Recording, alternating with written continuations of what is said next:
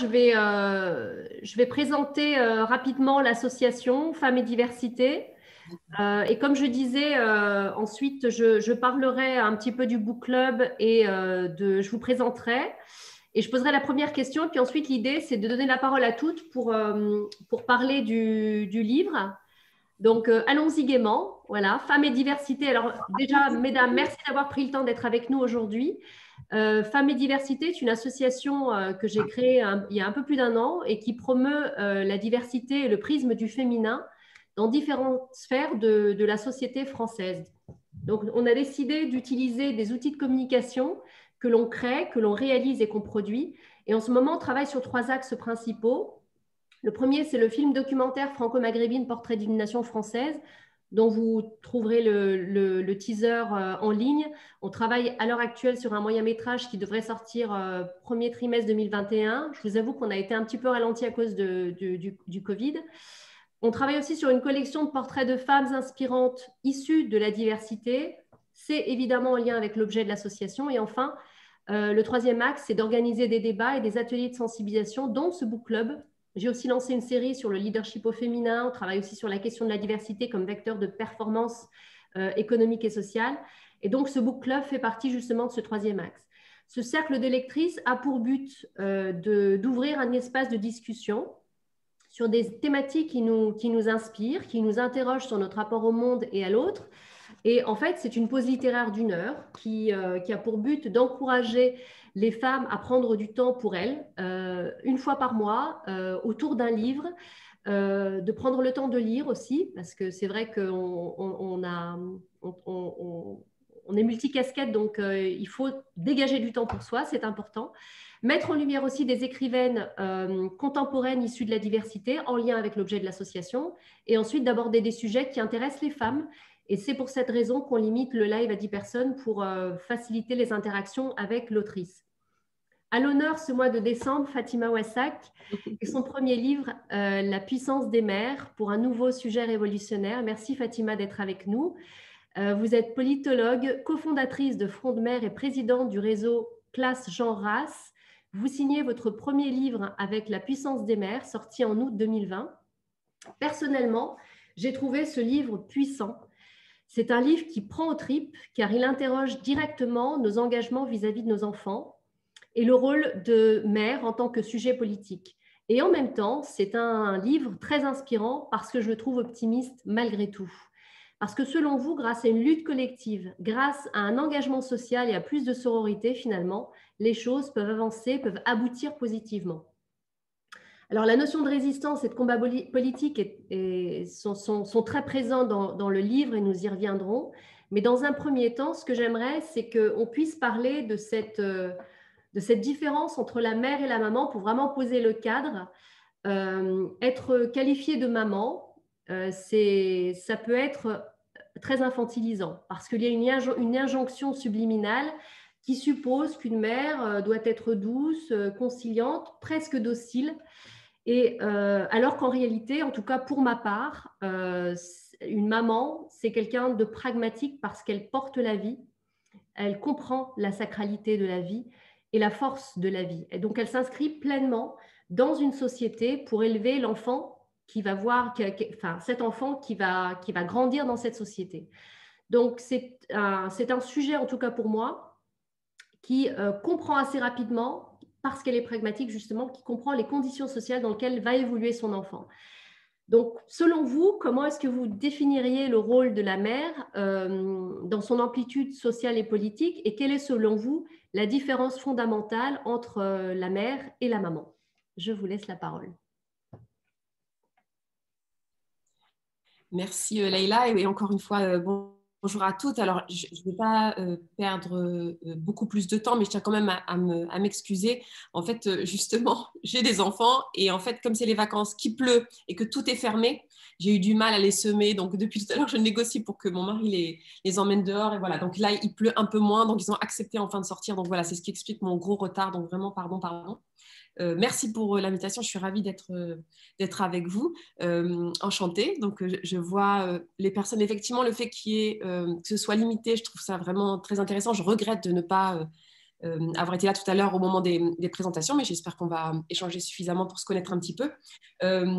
Merci Laïla pour le résumé que vous faites du livre, parce qu'effectivement, j'ai voulu décrire une réalité, je pense qu'on connaît toutes ici, donc qui est faite de, oui, de violence, de discrimination, d'injustice, etc. Et c'est un peu ça aussi, être parent, être mère aujourd'hui en France, notamment quand on est descendant de l'immigration postcoloniale. On ne peut pas faire comme si voilà, nos enfants grandissaient heureux dans une société parfaitement accueillante, etc. Donc ça, je tenais à le dire.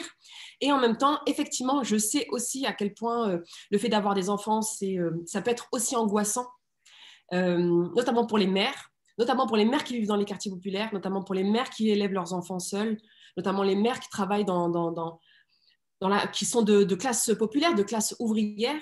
Et donc, je ne voulais pas en rajouter une couche non plus. Je ne voulais pas finir alors là, c'est que des injustices, que des violences, élever nos enfants dans un monde pareil, mais presque quelle irresponsabilité quelque part d'avoir fait des enfants, etc. Je ne voulais pas ajouter de l'angoisse à l'angoisse. Je ne voulais pas que le livre soit anxiogène. Donc oui, effectivement, donc merci de l'avoir retenu. Je voulais que ce soit malgré tout optimiste. Je voulais que ce soit lucide, mais en même temps, voilà, ouvrir des pistes. Et effectivement, les pistes que j'ouvre, et je n'ai pas exagéré mon optimisme. Moi, je suis particulièrement optimiste. Moi, ce qui m'a sauvée dans ma vie, je le dis dans le livre, mais je le dis ici, c'est d'avoir eu des enfants. Ça, je le dis. Moi, vraiment, ça a sauvé ma vie d'avoir eu des enfants. Et ce qui m'a permis de bien vivre le fait d'avoir des enfants, c'est les copines, en fait. C'est les autres mères avec lesquelles voilà, j'ai effectivement mené des combats, mais mener des combats, ça peut être des toutes petites choses, en fait. Le simple fait d'être ensemble pour élever nos enfants, en fait, moi, ça m'a vraiment sauvée. J'ai commencé à avoir un peu la lumière du jour concernant la maternité, en fait, dès lors que je me suis mise avec d'autres mères de mon quartier, en fait, de la ville où je vis, et qu'on a commencé à se battre ensemble. Donc, effectivement, mon optimisme, je le base là-dessus, sur la sororité, comme vous disiez, mais en réalité, la solidarité de manière plus générale. Effectivement, le fait que dès lors qu'on se bat pour nos enfants, en fait, ça va beaucoup mieux, y compris dans la relation interpersonnelle qu'on a avec nos enfants. Le simple fait que nos enfants voient leur mère, leur maman, en fait, se battre, déjà, je trouve que ça apporte quelque chose à la relation à nos enfants. Alors, la différence entre mère et maman, effectivement, c'est, vous l'avez dit, pour les mères en général en France, il y a une disqualification. Les mères ne sont pas reconnues en France, en fait, comme un sujet politique. Ça, c'est une spécificité vraiment en France par rapport à d'autres pays. On peut comparer avec l'Angleterre ou les États-Unis, par exemple, où les parents, de manière générale, donc pas que les mères, sont beaucoup plus reconnus politiquement. En France, par exemple, on peut avoir un ministre de l'Éducation nationale. Bon, je vais essayer d'être concrète. Je parle précisément de Jean-Michel Blanquer, donc ministre actuel de l'Éducation nationale, qui va dire très récemment, bon, il a profité aussi de cette période de l'attentat dont a été victime Samuel Paty, etc. Donc, il a profité un peu de cette atmosphère, en fait, qui était pour lui propice à attaquer tel ou tel groupe de population. Et il a glissé au milieu d'une interview, les parents n'ont rien à dire en matière de pédagogie. Voilà, mais tous les parents, pas que les parents musulmans. Là, il parlait de tous les parents. Et ça, ce n'est possible qu'en France. Je veux dire, il n'y a qu'en France où un ministre de l'Éducation nationale peut nous dire à nous, parents, qui avons effectivement porté la vie, comme vous le disiez, Leïla. Donc, on a quand même porté nos enfants 9 mois, on les allaite, on les éduque, c'est nous qui nous occupons de tout. On parle de charge mentale des mères. Et voilà un monsieur, en fait, qui nous dit que nous n'avons rien à dire en matière de pédagogie, c'est-à-dire nous n'avons rien à dire dans ce qui concerne l'éducation et la transmission vis-à-vis de nos enfants, alors qu'encore une fois, nous en sommes entièrement responsables, et ça, c'est la loi qui le reconnaît. C'est-à-dire qu'il n'y a pas de co-responsabilité avec l'institution, les parents sont entièrement responsables de leurs enfants, ils ne font que confier leurs enfants à l'institution. Et pourquoi alors je parle de cette phrase de Jean-Michel Blanquer? C'est pour dire, en fait, qu'il n'y a pas que les mères, en fait, qui sont disqualifiées en France, c'est les parents de manière générale. Et ça, il faut vraiment l'avoir dans le contexte politique. La République française s'est vraiment construite contre les parents, quelque part. Et ça, depuis déjà le 19e siècle, l'école française, républicaine, laïque, cherchait à prendre les enfants, des paysans notamment, qui les envoyaient cultiver la terre, etc. Et donc, la République se donnait comme mission d'arracher les enfants. Vous voyez, il y a quand même cette histoire-là qui n'a rien à voir avec les mères spécifiquement, enfin, comment dire, qui ne vise pas les mères spécifiquement et qui vise encore moins les personnes descendantes de l'immigration postcoloniale. Ça, c'est le contexte général. Pour les mères en particulier, donc pas les parents, les mères en particulier, oui, nous subissons en fait ce que subissent les femmes de manière générale. Dès lors que nous faisons quelque chose, en fait, c'est dévalorisé. Voilà, tout ce qu'on fait est dévalorisé dès lors que c'est quelque chose qui est considéré comme étant féminin. On le voit par exemple sur la cuisine. Nous, le fait qu'on fasse la cuisine quasiment exclusivement au quotidien, ce n'est pas reconnu. Voilà, c'est quelque chose, c'est une tâche qui n'est pas reconnue, notamment financièrement. Les femmes qui font la cuisine comme ça au quotidien, c'est des femmes lorsqu'elles sont payées, parce que la plupart du temps, elles ne sont pas payées. C'est le travail domestique. Mais lorsqu'elles sont payées, elles ont les plus faibles salaires. Par contre, dès lors que ce sont des hommes qui font la cuisine, là, tout à coup, c'est la toque sur la tête et c'est des grands chefs étoilés. Voilà. C'est la même chose pour la couture. La couture, ce sont les femmes quasi exclusivement qui font de la couture. C'est très, très peu valorisé financièrement. Par contre, dès lors que ce sont des hommes, c'est de la haute couture. Et là, c'est quasiment que des hommes. C'est-à-dire, les grands chefs étoilés, ce sont quasiment que des hommes, alors que sa cuisine, c'est quelque chose de féminin. Et la couture, ce sont quasiment que des hommes, dès lors que c'est de la haute couture. Bon, c'est pareil pour l'éducation et la transmission. Dès lors que ce sont les femmes qui gèrent l'éducation et la transmission, c'est très, très, très, très peu valorisé. On considère que c'est des trucs de bonnes femmes, en fait, des trucs de maman, de bonnes femmes. C'est vraiment changer les couches, faire la popote, etc. Par contre, tout ce qui concerne la réflexion autour de l'éducation et la transmission, ça, c'est quelque chose de masculin. Et c'est pour ça que, par exemple, les différents ministres de l'éducation nationale en France, traditionnellement, ce sont des hommes. Je crois que Najat Vallaud-Belkacem, il me semble que c'était la première fois que c'était une femme, et c'était très, très récent. Et puis alors, il y a encore un nouveau, c'est en poupée russe, hein. C'est-à-dire qu'il y a les parents, il y a les mères, et puis alors il y a les mères qui habitent les quartiers populaires, et les mères descendantes de l'immigration. Et là, c'est la notion de mère tampon que j'utilise dans le livre. Là, il y a quelque chose de supplémentaire. C'est-à-dire que là, il y a un rôle social qu'on attend de ces mères-là, donc des mères non blanches, descendantes de l'immigration, des femmes qui sont de classe ouvrière, qui habitent dans les quartiers populaires, c'est de faire tampon entre l'institution et la violence de l'institution et leurs descendants de l'immigration. C'est vrai qu'on demande aux mères en général d'être douces avec leurs enfants, de ne pas crier trop fort, et de les tempérer, notamment les petits garçons. Le petit garçon qui se met en colère, etc., c'est à la maman de venir et de le calmer, etc. C'est vrai qu'il y a quelque chose comme ça de plutôt général. Mais pour les mères descendantes de l'immigration qui vivent dans les quartiers, mais ça, il faut vivre dans un quartier et être mère pour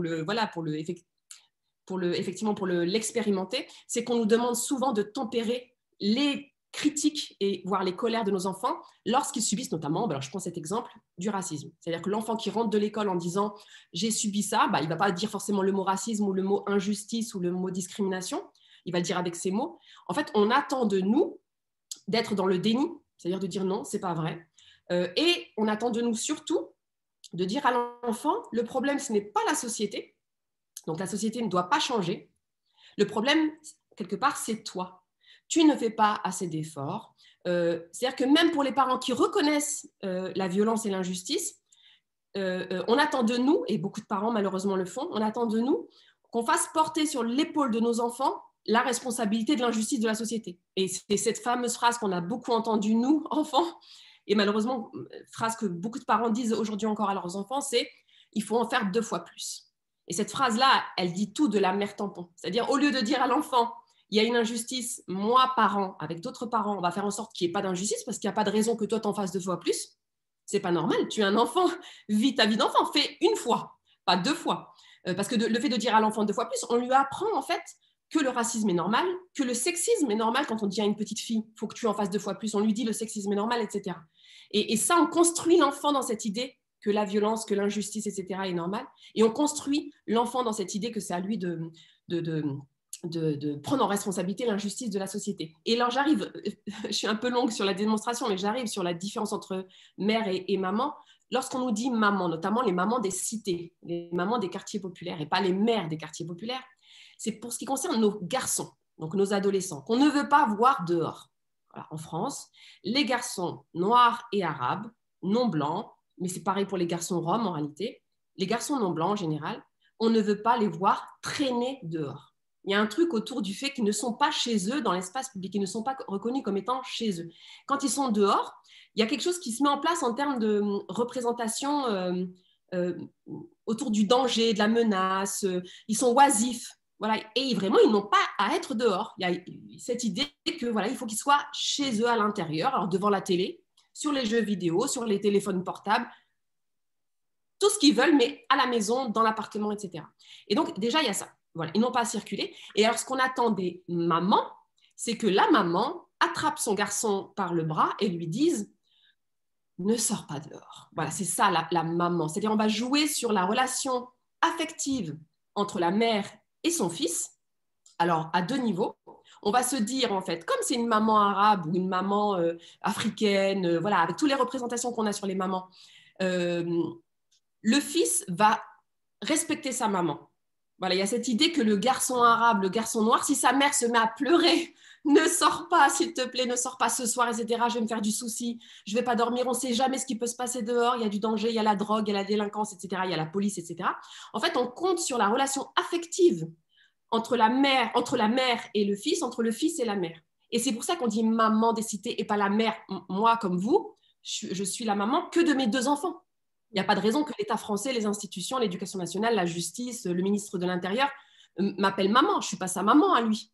Voilà. Mais on compte sur ce côté affectif. C'est allez, petite maman, tu te rends compte, tu ne vas pas dormir cette nuit si ton fils y sort. Et on dit au fils, tu veux faire pleurer ta maman? C'est ta maman que tu veux faire pleurer, etc. Enfin, et ça, pour avoir travaillé longtemps à la politique de la ville, je sais à quel point, dès lors que ce sont des femmes descendantes de l'immigration, on va dire maman, et dès lors que ce sont des parents d'élèves, on va dire les mères. On ne va pas dire maman pour n'importe quel groupe de population. Et donc voilà, c'est ce côté affectif, je pense, moi, politiquement, qu'il faut casser. Il faut dire, non, on n'est pas des mamans. Nous, on est des mères, donc on est des parents, on est des sujets politiques, et nous avons légitimité, déjà, d'une part, à parler d'éducation et de transmission, et ça, je pense que quel que soit le contexte, il faut l'assumer. Il faut dire, voilà, nous, on a notre mot à dire, on n'a pas... on n'est pas juste là pour enfanter, pour allaiter, pour s'occuper de faire à manger. Non, nous, on a un propos politique à avoir sur le sort de nos enfants, ce qu'ils vont devenir, le marché du travail, l'éducation nationale, etc. Et par ailleurs, on ne veut pas être des agents de l'ordre établi, de la reproduction sociale, en calmant les colères de nos enfants. Si nos enfants sont en colère par rapport à des injustices qu'ils subissent, nous sommes solidaires. Moi, je pense qu'il faut être solidaire de son enfant. Déjà, il faut lui expliquer tout.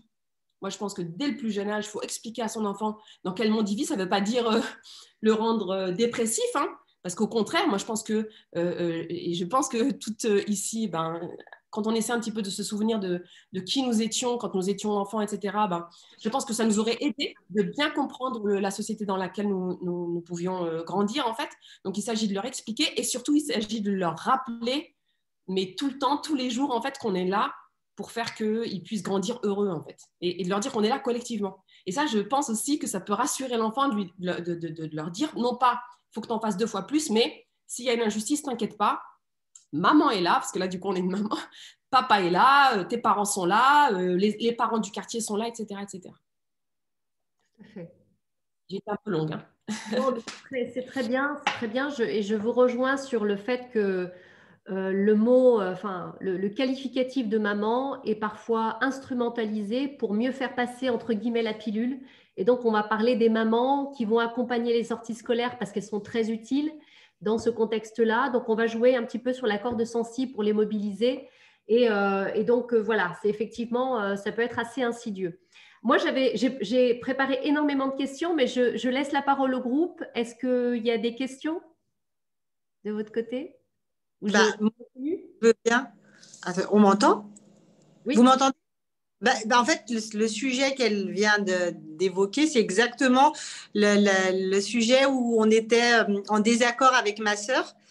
Et c'était la question que je voulais poser, c'est que donc, si j'écoute l'autrice, il y a des vraies injustices auxquelles je crois, moi, complètement.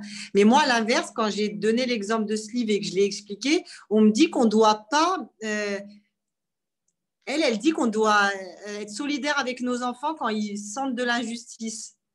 Mais est-ce qu'on ne doit pas aussi normaliser, enfin, je ne sais pas comment expliquer. Est-ce qu'il y a vraiment toujours de l'injustice? Est-ce qu'il ne faut pas aussi dire, redonner la responsabilité à nos enfants de jouer un rôle de citoyen lambda, quoi, ni d'origine d'un citoyen français, sans origine particulière, et qu'il n'y a pas toujours une injustice qui vise sa différence? Parce que du coup, parce que voilà, moi, mes garçons, plus que mes filles, c'est vrai, les filles ne l'ont pas fait, mais mes garçons sentent beaucoup d'injustice au collège, des injustices raciales, justement, des injustices sur leurs origines, sur leur nom. Et on ne sait jamais si on doit être solidaire ou si on doit leur dire, mais non, non, quoi. Il n'y a pas que ça, quoi. Il faut rentrer dans le moule. Alors, pour vous répondre, je vais essayer de faire des réponses plus courtes, hein, comme ça on peut tout discuter au cas où il y aurait des désaccords de la part des unes ou des autres. En fait, c'est très simple. On n'est pas là dans un débat d'opinion, en fait. Savoir si, oui ou non, nos enfants ont raison de ressentir des injustices. Est-ce que vraiment c'est des vraies injustices, pas des vraies injustices? Est-ce qu'ils sont paranoïaques? Est-ce qu'ils exagèrent, etc. On n'est pas là-dessus, en fait. Heureusement, on a des chiffres aujourd'hui. Je veux dire, on n'est pas sur des questions d'opinion ou de ressenti. Il y a des chiffres qui sont scandaleux. Et ça, ce n'est pas vous qui le dites, ou moi, ou nos enfants. C'est l'INSEE qui le dit, c'est l'OCDE qui le dit, c'est le Bureau international du travail qui le dit, par exemple. Pour ce qui concerne l'accès à l'emploi, quand on dit oui, mais nos jeunes, ils nous disent, nos adolescents, jeunes adultes, etc., ils nous disent oui, mais moi, je n'ai pas trouvé de travail, ou je suis au chômage, etc., c'est parce que la France est trop raciste, ou c'est pas... Et c'est vrai qu'on a tendance à dire arrête, c'est bon, arrête la paranoïa, bouge-toi, etc., etc. Mais alors, les chiffres, effectivement, disent que sur un processus d'embauche, de recrutement, seuls 11% des employeurs n'ont pas discriminé racialement les candidats. 11%. Et ça, c'est le Bureau international du travail qui le dit, donc l'Organisation internationale du travail, en 2005, qui a mené plusieurs années d'enquête partout en France, dans tous les secteurs d'activité. Je veux dire, il n'y a pas un secteur d'activité plus que l'autre, etc.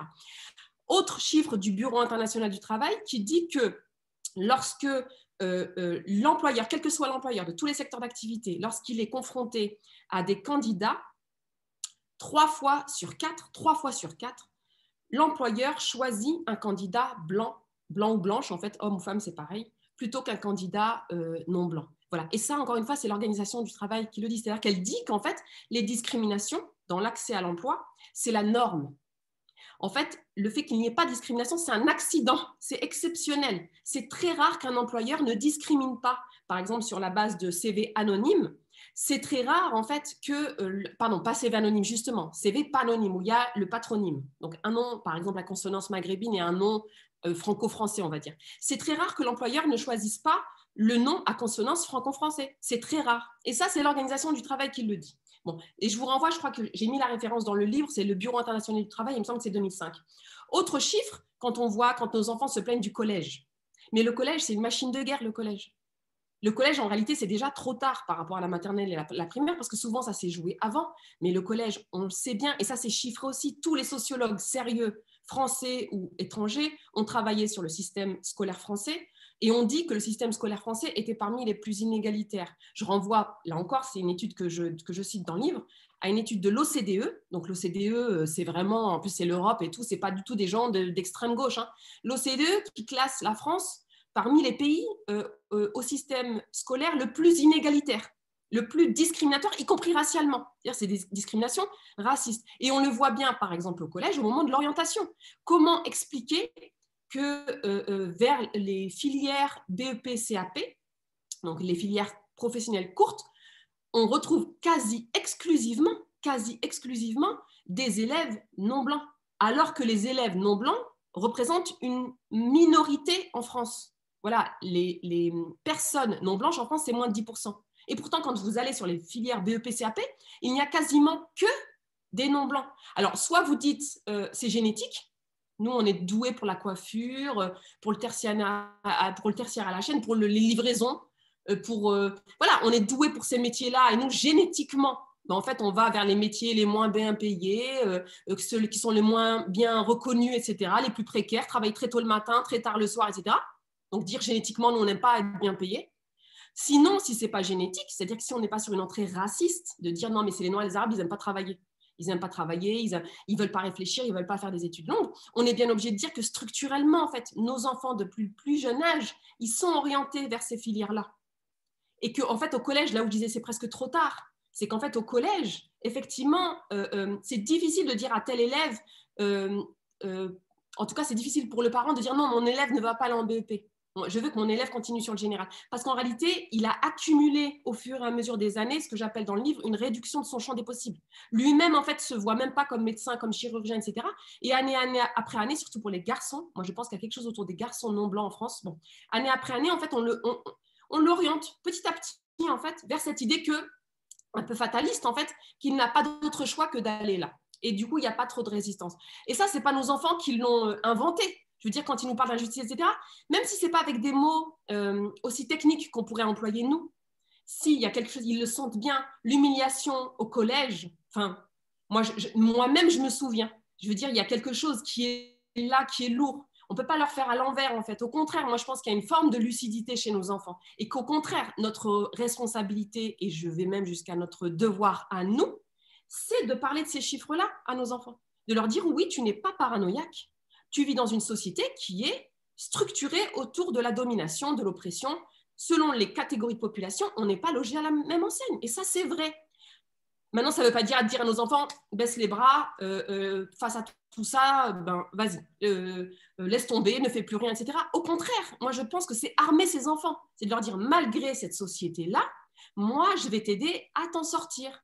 Malgré les discriminations, donc je le dis, il y a des discriminations, effectivement, je vais t'aider à t'en sortir. Malgré les oppressions, les humiliations, les injustices, je vais avoir une stratégie scolaire. Après ça, on peut discuter de la stratégie, mais je vais avoir une stratégie collective ou individuelle qui va te permettre de t'en sortir. Mais être dans le déni par rapport à la situation discriminatoire, moi, pour moi, vraiment, je le dis là entre nous, après on peut en discuter, hein. Moi, je pense que c'est une faute morale. Alors, je finis par d'autres chiffres parce que je trouve que les chiffres, c'est très bien quand on a des discussions, c'est pour éviter que, comme je le disais tout à l'heure, ce soit un débat d'opinion, de ressenti, etc. Bon, il se trouve que, encore une fois, on a des chercheurs, on a des scientifiques qui travaillent sur les sujets. Moi, je pense que la base de la discussion, c'est de partir sur des chiffres, sur une mesure, sur des années de recherche pour certains travaux. Il y a une étude que je cite aussi dans le livre, Berkeley, donc c'est une étude sur 30 ans, qui parle de l'impact du racisme sur la santé mentale des enfants. Alors, il y a un premier niveau de résultat. L'impact du racisme sur la santé mentale des enfants, c'est problème de concentration, problème d'estime de soi, manque de confiance en soi. Ça peut aller jusqu'à la destruction psychique de l'enfant qui devient adulte même quand il réussit socialement. C'est-à-dire que c'est une étude qui sur 30 ans, y compris sur les personnes qui vont finir par bien réussir à l'école, qui vont finir par bien réussir socialement, qui vont avoir un bon métier d'ingénieur, etc.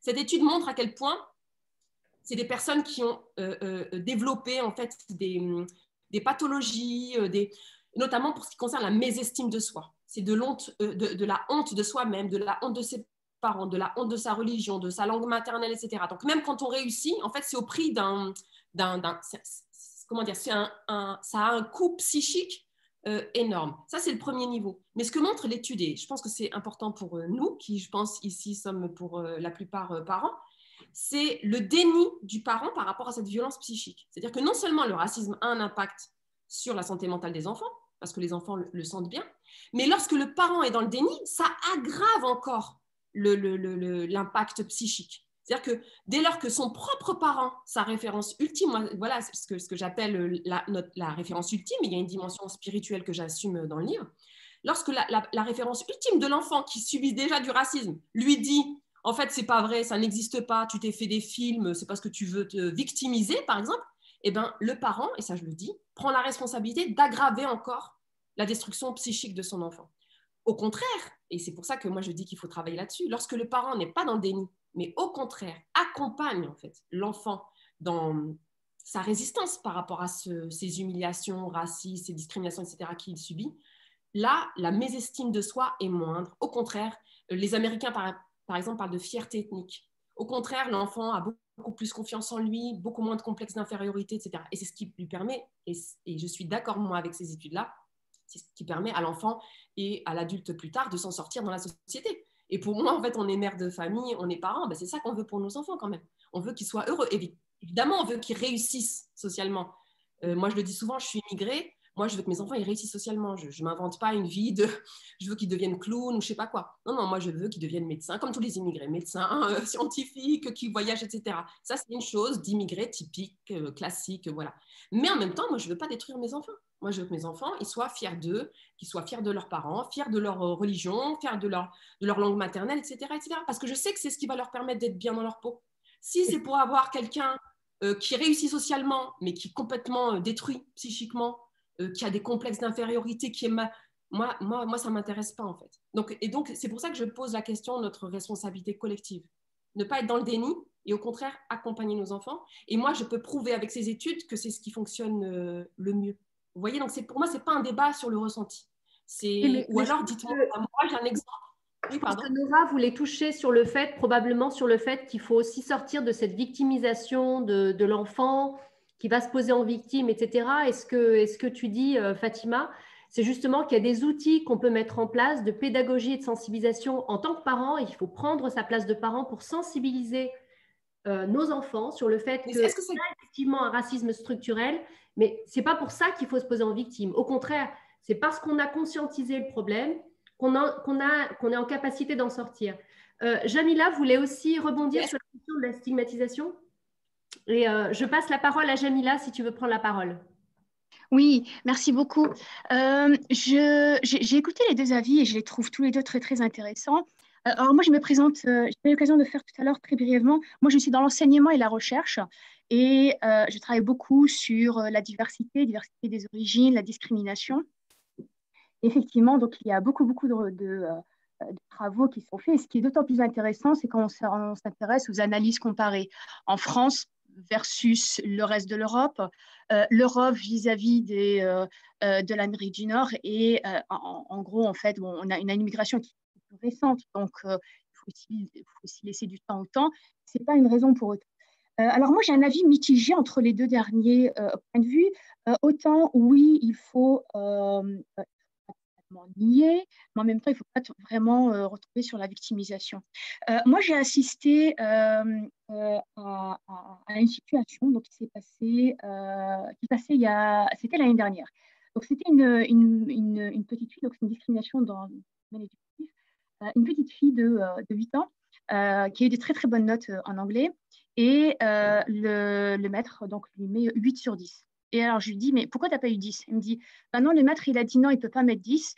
Et je lui ai dit, bah, est-ce que j'ai une bonne note? Il m'a dit oui, mais elle dit, bah, pourquoi vous ne mettez pas 10? Et il dit, bah non, je ne te mettrai pas 10 quand même, mais 8, c'est bien. Et ça, pour moi, c'est inacceptable. Je pense que, et là, je vais parler des parents, malheureusement, ce n'est pas évident. C'est pas évident parce qu'aujourd'hui, on attend des parents, qui soient coach, qui soient accompagnateurs, qui soient coprofesseurs. J'aurais aimé que la parent de cette petite fille ait le courage d'aller voir l'école en disant, écoutez, elle a eu 2 points de moins, ce n'est pas normal. Je pense qu'un autre parent l'aurait fait, mais elle ne l'a pas fait. Quand je pose la question à la parente, pourquoi? Elle me répond, ah non, mais j'ai vraiment peur qu'elle subisse des conséquences négatives. Là, pour l'instant, elle est en CE2, ensuite le CMA, CM2. Et donc, je pense qu'il y a une peur qui est intériorisée chez des parents, la peur de la sanction. Et je voudrais juste qu'on prenne conscience que les grands sont, les adultes, que ce soit un parent, que ce soit une tante, que ce soit bref, n'importe qui, les adultes jouent un rôle modèle. Ils jouent un rôle modèle. Ils sont un exemple et malheureusement, on peut consciemment ou inconsciemment transmettre des comportements. Là, malheureusement, ça a été le comportement de la peur. Oui, non, mais il vaut mieux surtout ne parle pas parce qu'on ne sait jamais. Et ça, c'est un comportement qui, je pense, a été hérité de la première vague d'immigration parce qu'elle a vécu une histoire qui est totalement différente, parce qu'elle ne parlait pas le français, la langue nationale, elle ne connaissait pas les codes, mais nous sommes différents aujourd'hui. C'était ma première remarque. Donc, je pense que pour les enfants, c'est très important à la fois de leur faire comprendre que oui, il y a une victimisation, mais de surtout pas agir en victime. Pourquoi? Parce qu'il y a des outils. Aujourd'hui, on voit que dans les écoles, il y a pas mal de partenariats avec des associations. Moi, je suis membre d'une association et on va chercher les élèves. On leur explique que tout le monde peut y arriver, mais à condition de travailler. D'accord. Jamila, voilà. Alors, quelle est ta question, Jamila, s'il te plaît? Moi, c'était juste une remarque. C'était juste pour dire que malheureusement, aujourd'hui, le parent, il a une responsabilité supplémentaire. Aujourd'hui, ce que Fatima dit sur la discrimination, malheureusement, tous les parents n'ont pas le temps de passer du temps pour lire les études sur la discrimination. Alors, quel est cet accompagnement? Je pense qu'il faut construire petit à petit, mais je trouve que c'est très mal. J'avais une deuxième petite remarque très rapide sur le BEP. Alors, moi, je suis docteur en sciences de gestion et je suis passée par un BEP. Et je voulais juste partager très rapidement mon expérience. Quand j'ai revu la conseillère d'orientation il y a quelques années, donc je lui ai voulu jusqu'au doctorat. Je ne t'entends pas très bien, Jamila. Oui, très rapidement. Et elle me dit, et je lui dis, mais pourquoi vous m'avez poussé? Parce que moi, j'ai fait appel. Elle me dit, oui, mais à l'époque, c'est comme ça que ça se passait. On ne t'entend pas très bien. On t'entend pas très bien, Jamila. Pardon. Tu veux dire que tu as été poussée dans une filière BEP? Voilà. Vous D'accord. m'entendez là? Vous m'entendez mieux? Ouais, ça coupe de temps en temps. Pardon. Donc, j'ai été, on m'a malheureusement donc poussée vers un BEP, ce que je ne voulais pas, donc j'ai fait appel. Et on me dit, donc j'ai revu la conseillère d'orientation il y a quelques années, donc ça a créé beaucoup d'amertume. Et je dis, j'avais de l'amertume pendant toutes ces années. Et elle me dit, oui, mais à l'époque, c'est comme ça que ça se passait. Il fallait mettre des gens dans les filières BEP. C'était des filières qui étaient créées par l'État et il fallait les remplir. Alors, j'ai eu le courage d'en sortir, mais ce n'est pas le cas de tout le monde. Alors, tout ça pour dire que les personnes qui ont fait un BEP ne sont pas plus bêtes que les autres, mais je pense qu'il y a une préorientation et c'est ce qui aggrave encore le comportement des parents. C'est pour ça que je disais, le parent, il doit être parent, il doit en plus de ça être coach, il doit connaître un tas de choses sur les discriminations et malheureusement, la frontière, elle est illimitée. Je voudrais juste qu'on porte une réflexion sur cette frontière illimitée de la parenté et le lien avec la discrimination. Merci. Je peux enchaîner. Moi, j'ai une question par rapport Alors, au peut-être temps. qu'on va laisser Fatima répondre à cette remarque avant de passer la parole à Ménel. Parce que Ménel, Oui. j'imagine que c'est pour prolonger, pour poser la question, mais juste C'est rapidement. c'est pour le mettre sous forme de question, en fait. Ouais. Ah oui, d'accord. Ça marche. Je vous en prie. Et puis je répondrai du coup, je vous en prie. En fait, c'est la question de légitimité. Parce Jamila aborde voilà, le parent doit être coach, doit être, etc. Nous, on a la chance, j'ai envie de dire, là, je vous écoute, on a tout à peu près le même profil, la quarantaine des enfants, plutôt intellectuellement, voilà, plutôt pas mal, j'ai envie de dire. Et puis engagés politiquement, engagés en tant que moi, je suis également parent d'élèves, déléguée de parents d'élèves depuis plusieurs années. Et est-ce qu'il n'y a pas une question justement pour amener tout ça, est-ce qu'il ne faut pas déjà un bagage intellectuel et se sentir légitime? Moi, je m'exprime devant le maire de ma commune, je suis à l'aise, j'ai les mots, voilà, je viens du métier des ressources humaines, j'ai un bagage, et voilà, est-ce qu'un parent lambda, en plus moi, bon, je suis dans un petit village, je ne suis pas d'un quartier, je n'ai pas grandi dans un quartier, etc. Est-ce qu'on est tous égalitaires par rapport à cette légitimité? Est-ce qu'on se sent tous égalitaires avec bien sûr le poids de nos parents qui nous disaient, mais enfin moi perso, mon père me disait, hey, doucement, on n'est pas chez nous. Ben si papa, je suis chez moi, tu vois, donc avec ça derrière. Et ouais, est-ce que voilà, cette question de légitimité, est-ce qu'elle se... Alors, voilà, j'ai bien compris la question. Alors, je vais répondre, juste dire sur la victimisation des enfants. Alors ça, vraiment, je dois le dire, c'est faux. Les enfants ne se victimisent pas, ce n'est pas vrai. Sauf si vous me donnez des chiffres, des études, etc. Moi, je peux vous amener des études qui montrent qu'au contraire, les enfants ont beaucoup de difficultés pour se plaindre. C'est le contraire qui se passe. Les enfants se plaignent très peu des violences qu'ils subissent, des discriminations qu'ils subissent. Alors, je vais vous donner un exemple. C'est les agressions sexuelles et les viols des enfants. C'est massif. C'est-à-dire que nos enfants sont violés massivement, ils sont agressés massivement. Je rappelle les chiffres aussi dans le livre, c'est une fille sur 5, une fillette sur 5. C'est-à-dire qu'entre ses 0 et 18 ans, je pense que vous savez que les viols, en France, on ne le dit pas assez, mais concernent les enfants pour l'essentiel. C'est-à-dire quand on parle des viols, on dit les femmes sont violées, les femmes. Ce n'est pas vrai, ce sont des enfants pour l'essentiel qui sont violés. Jusqu'à preuve du contraire, une petite de 12 ans, 13 ans, ce n'est pas une femme, c'est une enfant. Donc pour l'essentiel, les viols en France, quand on parle de 135 000 par an, en fait, ce sont des enfants, ce ne sont pas des femmes. Ce sont pour l'essentiel, pour une grande majorité des filles, 1 sur 5, hein, c'est 1 sur 5. Moi, je dis dans le livre, allons dans un groupe scolaire et on compte 1, 2, 3, 4, 5, 1, 2, 3, 4, 5. Ça, c'est 1 sur 5. Les garçons, c'est 1 sur 13. C'est pas rien, un garçon de 1 sur 13. Un ratio de 1 sur 13. Avec, pour les filles, c'est entre 10 et 15 ans. Pour les garçons, 6 ans. Pour les garçons, le pic, c'est 6 ans. Et on le voit, parmi ces enfants, très, très peu, une infime minorité parle, y compris à sa propre mère. Y compris à sa propre mère. On dit nos enfants se plaignent trop, ils se victimisent. Mais c'est faux. Moi, je trouve qu'au contraire, on devrait se dire, mais pourquoi nos enfants ne se plaignent pas à nous? Pourquoi ils ne nous disent pas quand ils sont violés, quand ils sont agressés sexuellement, lorsqu'ils sont harcelés à l'école? Vous connaissez beaucoup de familles où l'enfant qui est harcelé va venir raconter à son père, à sa mère? Non. Moi je travaille là, je milite dans un syndicat de parents front de mer, à Bagnolet, à Montreuil, dans le 93. La plupart, et on m'appelle souvent pour des histoires de harcèlement, par exemple, la plupart du temps, en fait, l'enfant ne s'est pas plaint à son parent, y compris à sa propre mère. Donc, c'est bien que les conditions n'étaient pas réunies Moi, je pense qu'il y a un problème de confiance. Ce n'était pas réuni pour que l'enfant se plaigne. Donc, notre problème, ce n'est pas « Oh, nos enfants n'arrêtent pas de se plaindre », c'est comment on gère le fait qu'ils n'arrêtent pas de se plaindre, oh là là, ils font les victimes, etc. Moi, je trouve que c'est le contraire. C'est de dire « Mais pourquoi nos enfants ne se plaignent pas lorsqu'ils sont discriminés, lorsqu'ils sont humiliés en classe, lorsqu'ils sont… » Voilà, et je prends l'exemple du viol et des agressions sexuelles à dessein, puisque là, ce n'est pas pour taper sur l'institution. On le sait, dans plus de 85% des cas, les agressions sexuelles, les viols ont lieu dans l'entourage proche des enfants. C'est l'entourage proche, donc ce n'est pas l'école là. Donc, c'est l'entourage proche et pourtant, l'enfant ne se plaint pas. Il finit par le dire, la moyenne pour que les enfants commencent à parler, c'est 12 ans. Dans le cas où ils parlent, la plupart ne parlent pas, mais dans le cas où ils parlent, c'est 12 ans après. Donc, on a un problème. Donc, moi, je trouve au contraire qu'en tant que parents, c'est notre responsabilité de dire, mais voilà, nos enfants ne se victimisent pas assez presque, ils ne disent pas assez. Donc, comment on crée les conditions pour que nos enfants se sentent à l'aise pour dire, bah, voilà ce qui m'est arrivé ce matin à l'école, voilà ce qui m'est arrivé hier quand je suis partie chez tel cousin, voilà ce qui m'est arrivé dehors quand j'étais en train de me balader, etc. etc. Vraiment, j'insiste sur cette idée de victimisation parce que vraiment, c'est pour nos enfants que je dis ça. C'est malhonnête pour nos enfants, en fait, c'est injuste. Donc, au contraire, réfléchissons plutôt en tant que parents à créer les conditions pour que nos enfants puissent se plaindre des injustices qu'ils subissent. Sur le parent, en fait, alors sur la question de la légitimité, je réponds.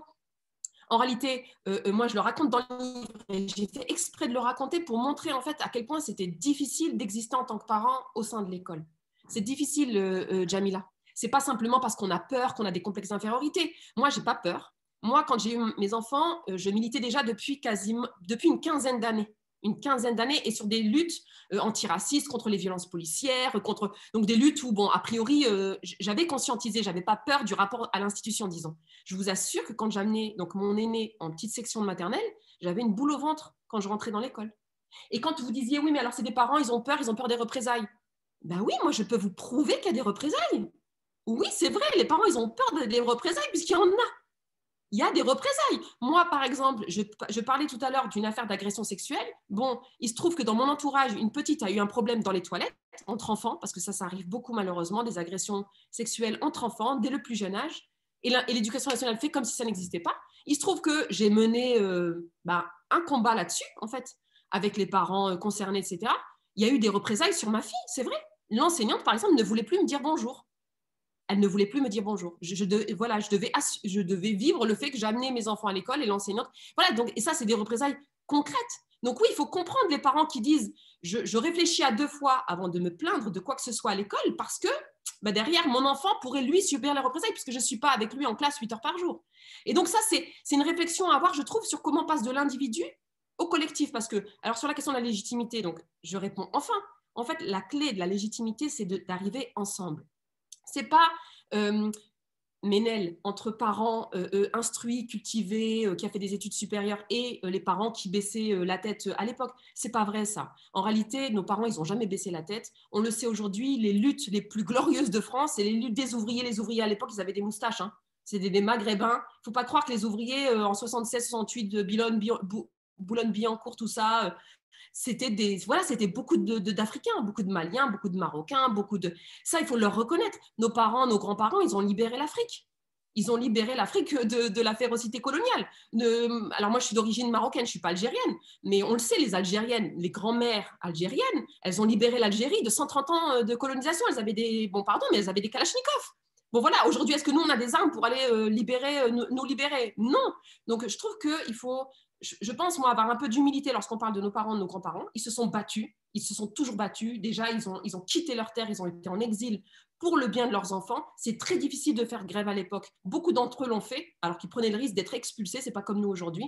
Donc, nos parents, moi, mes parents, ils ne savaient pas lire et écrire. Il était hors de question pour mes parents d'accepter que nous, on soit maltraités à l'école. Mon père, il ne savait pas lire et écrire. Hein. Il tutoyait les enseignants. Voilà, lui, il n'était pas ici, il n'était pas chez lui. Il tutoyait tout le monde, mais il disait, si vous touchez à quelque chose de mes enfants, vous allez voir. Et moi, je peux vous prouver aujourd'hui dans le front de mer, on a même fait un truc, je le dis rapidement, hein, mais nous, à Bagnolet, en fait, lorsque l'une d'entre nous a un problème, je vous assure, Ménel, c'est vrai, moi, il m'est arrivé de prêter mon mari aux mères qui élevaient seules leurs enfants. C'est-à-dire que, parce qu'on le sait, que ce qui marche le mieux avec l'éducation nationale, c'est horrible, hein, mais c'est les représentations racistes qui jouent. C'est-à-dire que l'institution va avoir beaucoup plus peur d'un homme qui va arriver, qui va dire là, parce qu'ils vont se dire, oh là, il va tout casser, c'est un arabe, il va tout casser, plutôt que comme nous, des femmes qui arrivent avec le petit brushing, le petit stylo. Alors, on va discuter. Alors, on va commencer à argumenter. Voilà. Et ça, c'est une expérience dont je peux vous faire part de maintenant 7 ans. En 7 ans, moi, j'ai vu à quel point le fait de discuter, d'être comme ça dans l'échange, dans la compréhension, en fait, on a beaucoup moins de résultats, on va dire, que ceux qui débarquent, etc., et notamment les hommes qui, en fait, mobilisent des représentations négatives, racistes, mais au moins, à la fin, ils obtiennent beaucoup plus que nous. Bon, à un moment donné, moi, j'ai arrêté de prêter mon mari parce que malheureusement, il était connu. Donc, on savait qu'en fait, il ne pouvait pas être le mari de l'une, le mari de l'autre, etc. Donc, on a arrêté avec ça. Mais c'est pour vous dire qu'à un moment donné, en fait, on se disait, oui, celles qui subissent le plus de discrimination par rapport à leurs enfants, c'est celles qui sont seules, en fait. Qu'elles soient diplômées ou pas, ça n'a rien à voir. C'est qu'en fait, ce sont vraiment les mères isolées, les mères célibataires dans les quartiers, en fait, qui ont le plus de mal dans le rapport à l'institution parce qu'il n'y a pas d'hommes. Vous voyez, c'est horrible. Hein. Donc, ce n'est pas une question de niveau de compétence ou de niveau intellectuel ou de niveau d'études. C'est vraiment, en fait, c'est comment vous arrivez en disant, moi, je ne lâcherai pas, en fait. Moi, mon enfant, je lui fais confiance. S'il me dit qu'il a été maltraité, j'en ai rien à foutre. Je suis prête même à tout casser. Donc, des fois, en fait, ça marche mieux. Alors, je ne dis pas qu'il faut arriver comme ça. Hein. Je dis juste que, par exemple, nous, ce qu'on fait, c'est on signe les mails collectivement. Donc, par exemple, nous, notre collectif, il s'appelle Ensemble pour les enfants de Bagnolet. Et je peux prouver, et là, donc, je parle d'expérience, encore une fois, hein, je ne suis pas dans la théorie, je parle d'expérience. Nous, dès lors, en fait, pour moi personnellement, pour les camarades qui font partie du groupe, dès lors qu'on a commencé à parler à l'institution, donc que ce soit enseignants, directeurs, directrices d'école, inspection académique, direction académique, dès lors qu'on a commencé à parler en collectif, c'est l'association des parents, c'est l'association pour les enfants, etc., le ton s'est tout de suite calmé. L'institution scolaire ne supporte pas d'avoir des parents sur le dos organisés collectivement. Elle peut gérer des parents individuellement. Donc, elle va essayer de les faire taire. Effectivement, il peut y avoir des représailles, etc. Mais moi, je peux prouver que dès lors qu'on est en collectif et on signe collectivement, on dit, voilà, dans telle école, il y a tant de parents et on crée un collectif, on a beaucoup plus de résultats. Donc, la légitimité, c'est celle-là, en fait. Ce n'est pas une légitimité comme on fait individuellement face à l'institution. Moi, je pense que notre légitimité, c'est en tant que parents ensemble, en fait. Lorsqu'on dit à l'institution, nous, parents, collectivement, nous n'acceptons pas telle ou telle décision. Nous n'acceptons pas, par exemple, qu'il y ait une suppression de classe. Ça ne marche jamais quand on est individu. Quand on vient, on dit, moi, la suppression de classe. Non. Mais par contre, moi, je peux prouver aussi qu'en Seine-Saint-Denis, les écoles où il y a une mobilisation de parents, mobilisation collective de parents, pour empêcher les suppressions de classe, il n'y a pas suppression de classe. Par contre, comme c'est en stock, c'est-à-dire qu'il n'y a pas plus de moyens, et je pense que les enseignantes présentes peuvent en témoigner, il n'y a pas plus de moyens. Mais on enlève à Paul pour donner à Jacques. C'est-à-dire que l'école où il y a une mobilisation, on lui laisse la classe. L'école où il n'y a pas de mobilisation collective, on enlève la classe. C'est comme ça que gère l'éducation nationale son stock de moyens. Donc le collectif, donc là où on est, en fait, on s'organise en collectif, on s'organise en tant que parents, et il faut répéter on est là pour nos enfants, on les protège ensemble, etc. Pour moi, c'est la seule solution. Il y a quelque chose d'intéressant que tu mentionnes dans ton livre, qui est la référence aux folles de la place Vendôme, où tu parles de comment les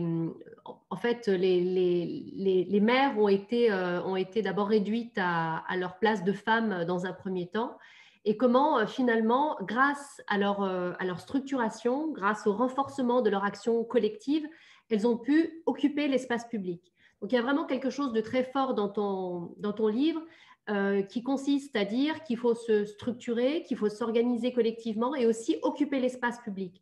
Est-ce que tu penses que c'est quelque chose qui est limité au quartier populaire, ou est-ce que c'est sur toute la France, et a fortiori dans un contexte où on a un rapport avec le public qui est quand même délicat, on va dire, avec cette crise sanitaire? Oui, en même temps, la crise sanitaire, là, pour le coup, depuis mars 2020, c'est quand même dans la continuité d'une assignation à résidence. C'est-à-dire que pour les personnes ici qui vivent dans les quartiers populaires, on a vu évoluer les espaces publics, on les a vus se déserter de services publics. C'est-à-dire qu'il y a de moins en moins de services publics, ça tout le montre. C'est même, on parle parfois de déserts médicaux, par exemple. On parle de déserts médicaux dans la Seine-Saint-Denis. Bon, donc il y a une désertification des services publics, mais il y a aussi beaucoup moins de liens sociaux dans l'espace public, beaucoup moins de solidarité dans l'espace public. Alors, on nous a montré des images pendant le Covid confinement, là, en disant, regardez, dans les quartiers, ils sont très solidaires, etc. Ça, c'est faux. On a fait au contraire l'expérience de l'isolement extrême. Après, ils ont romantisé ça, ils ont décoré ça d'héroïsme, etc. C'est totalement faux. On a été très assignés à résidence, très isolés. On a été beaucoup plus réprimés à coups de contraventions qu'ailleurs. Ça, c'est le ministre Castaner lui-même qui l'a dit. Il y avait eu, alors lui, les chiffres qu'il donnait, c'est 2 fois plus de contraventions par rapport au quota de population en Seine-Saint-Denis et dans les quartiers nord de Marseille. Et c'était une fierté pour lui de le dire. Donc en fait, et ça, mettre des contraventions plus là que là, c'est dire en fait qu'on veut encore moins de population là, notamment dans les quartiers populaires, alors même que la densité de population y est beaucoup plus importante qu'ailleurs, que c'est très difficile d'être enfermé dans des appartements quand on est trop nombreux par rapport au nombre de pièces, par exemple. Et que c'est beaucoup plus facile d'être confiné quand on est dans sa maison de campagne, face à une forêt, face à la mer, etc. etc. Donc effectivement, la question de l'assignation à résidence, finalement, sur la période sur cette période de crise sanitaire actuelle, c'est un prolongement. Pour moi, c'est clair que la base de tout, alors, je l'ai dit, je l'ai répété tout à l'heure, c'est le collectif. Donc, il ne faut jamais, jamais rester isolé quand on a un problème avec l'institution. Toujours essayer de voir dans l'immeuble, dans le quartier, qu'on soit dans un quartier populaire ou pas d'ailleurs. C'est toujours essayer de régler les problèmes qu'on a par rapport à ses enfants ensemble. Même 2 ou 3 personnes, ça peut changer la donne. Hein, d'être avec 2 personnes qui ont à peu près la même expérience, déjà, ça peut changer la donne. Donc, effectivement, ça passe par du collectif, mais ça passe par du territoire aussi. C'est-à-dire qu'il faut exister dans l'espace public, il n'y a que comme ça qu'on va s'en sortir. Dès lors qu'on n'est pas dans l'espace public, déjà, on ne peut pas être dans le collectif parce qu'on est chez soi. Voilà, on est enfermé. Déjà, il y a une... Bon, je le dis au passage, hein, mais moi, je suis confrontée en ce moment à ce problème-là, donc j'en parle. Il y a une surconsommation pour les enfants de l'immigration d'écran.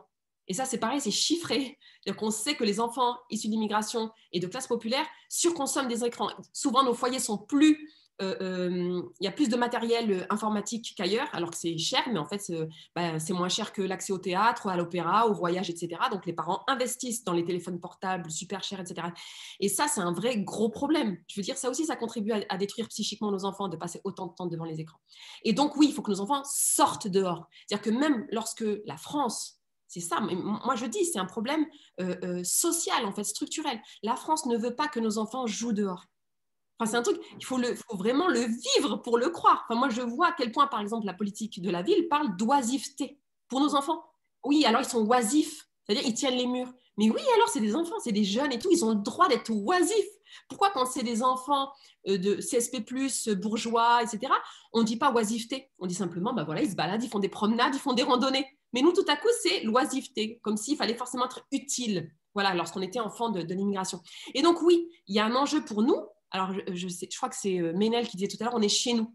Eh bien, il y a un enjeu à transmettre cette idée à nos enfants. Ils sont chez eux, pas que dans leur appartement ou leur maison, ils sont chez eux dehors aussi. Il faut leur apprendre qu'ils sont chez eux dehors. Il faut aller avec eux dehors déjà. Et moi, je pense que toutes les actions, tous les projets que l'on peut avoir en tant que maire, alors que ce soit des projets culturels, artistiques, politiques, syndicaux, tous les projets, il faut toujours les penser dehors. Il faut toujours avoir...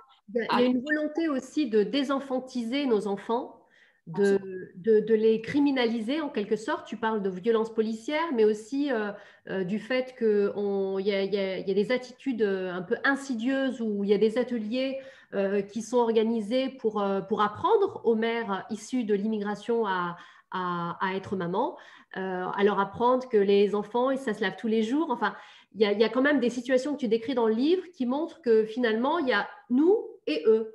Et que les enfants, finalement, ne sont pas vraiment des enfants. Ils sont criminalisés, en quelque sorte. Donc, ils ne peuvent pas occuper cet espace public puisque c'est des bombes à retardement.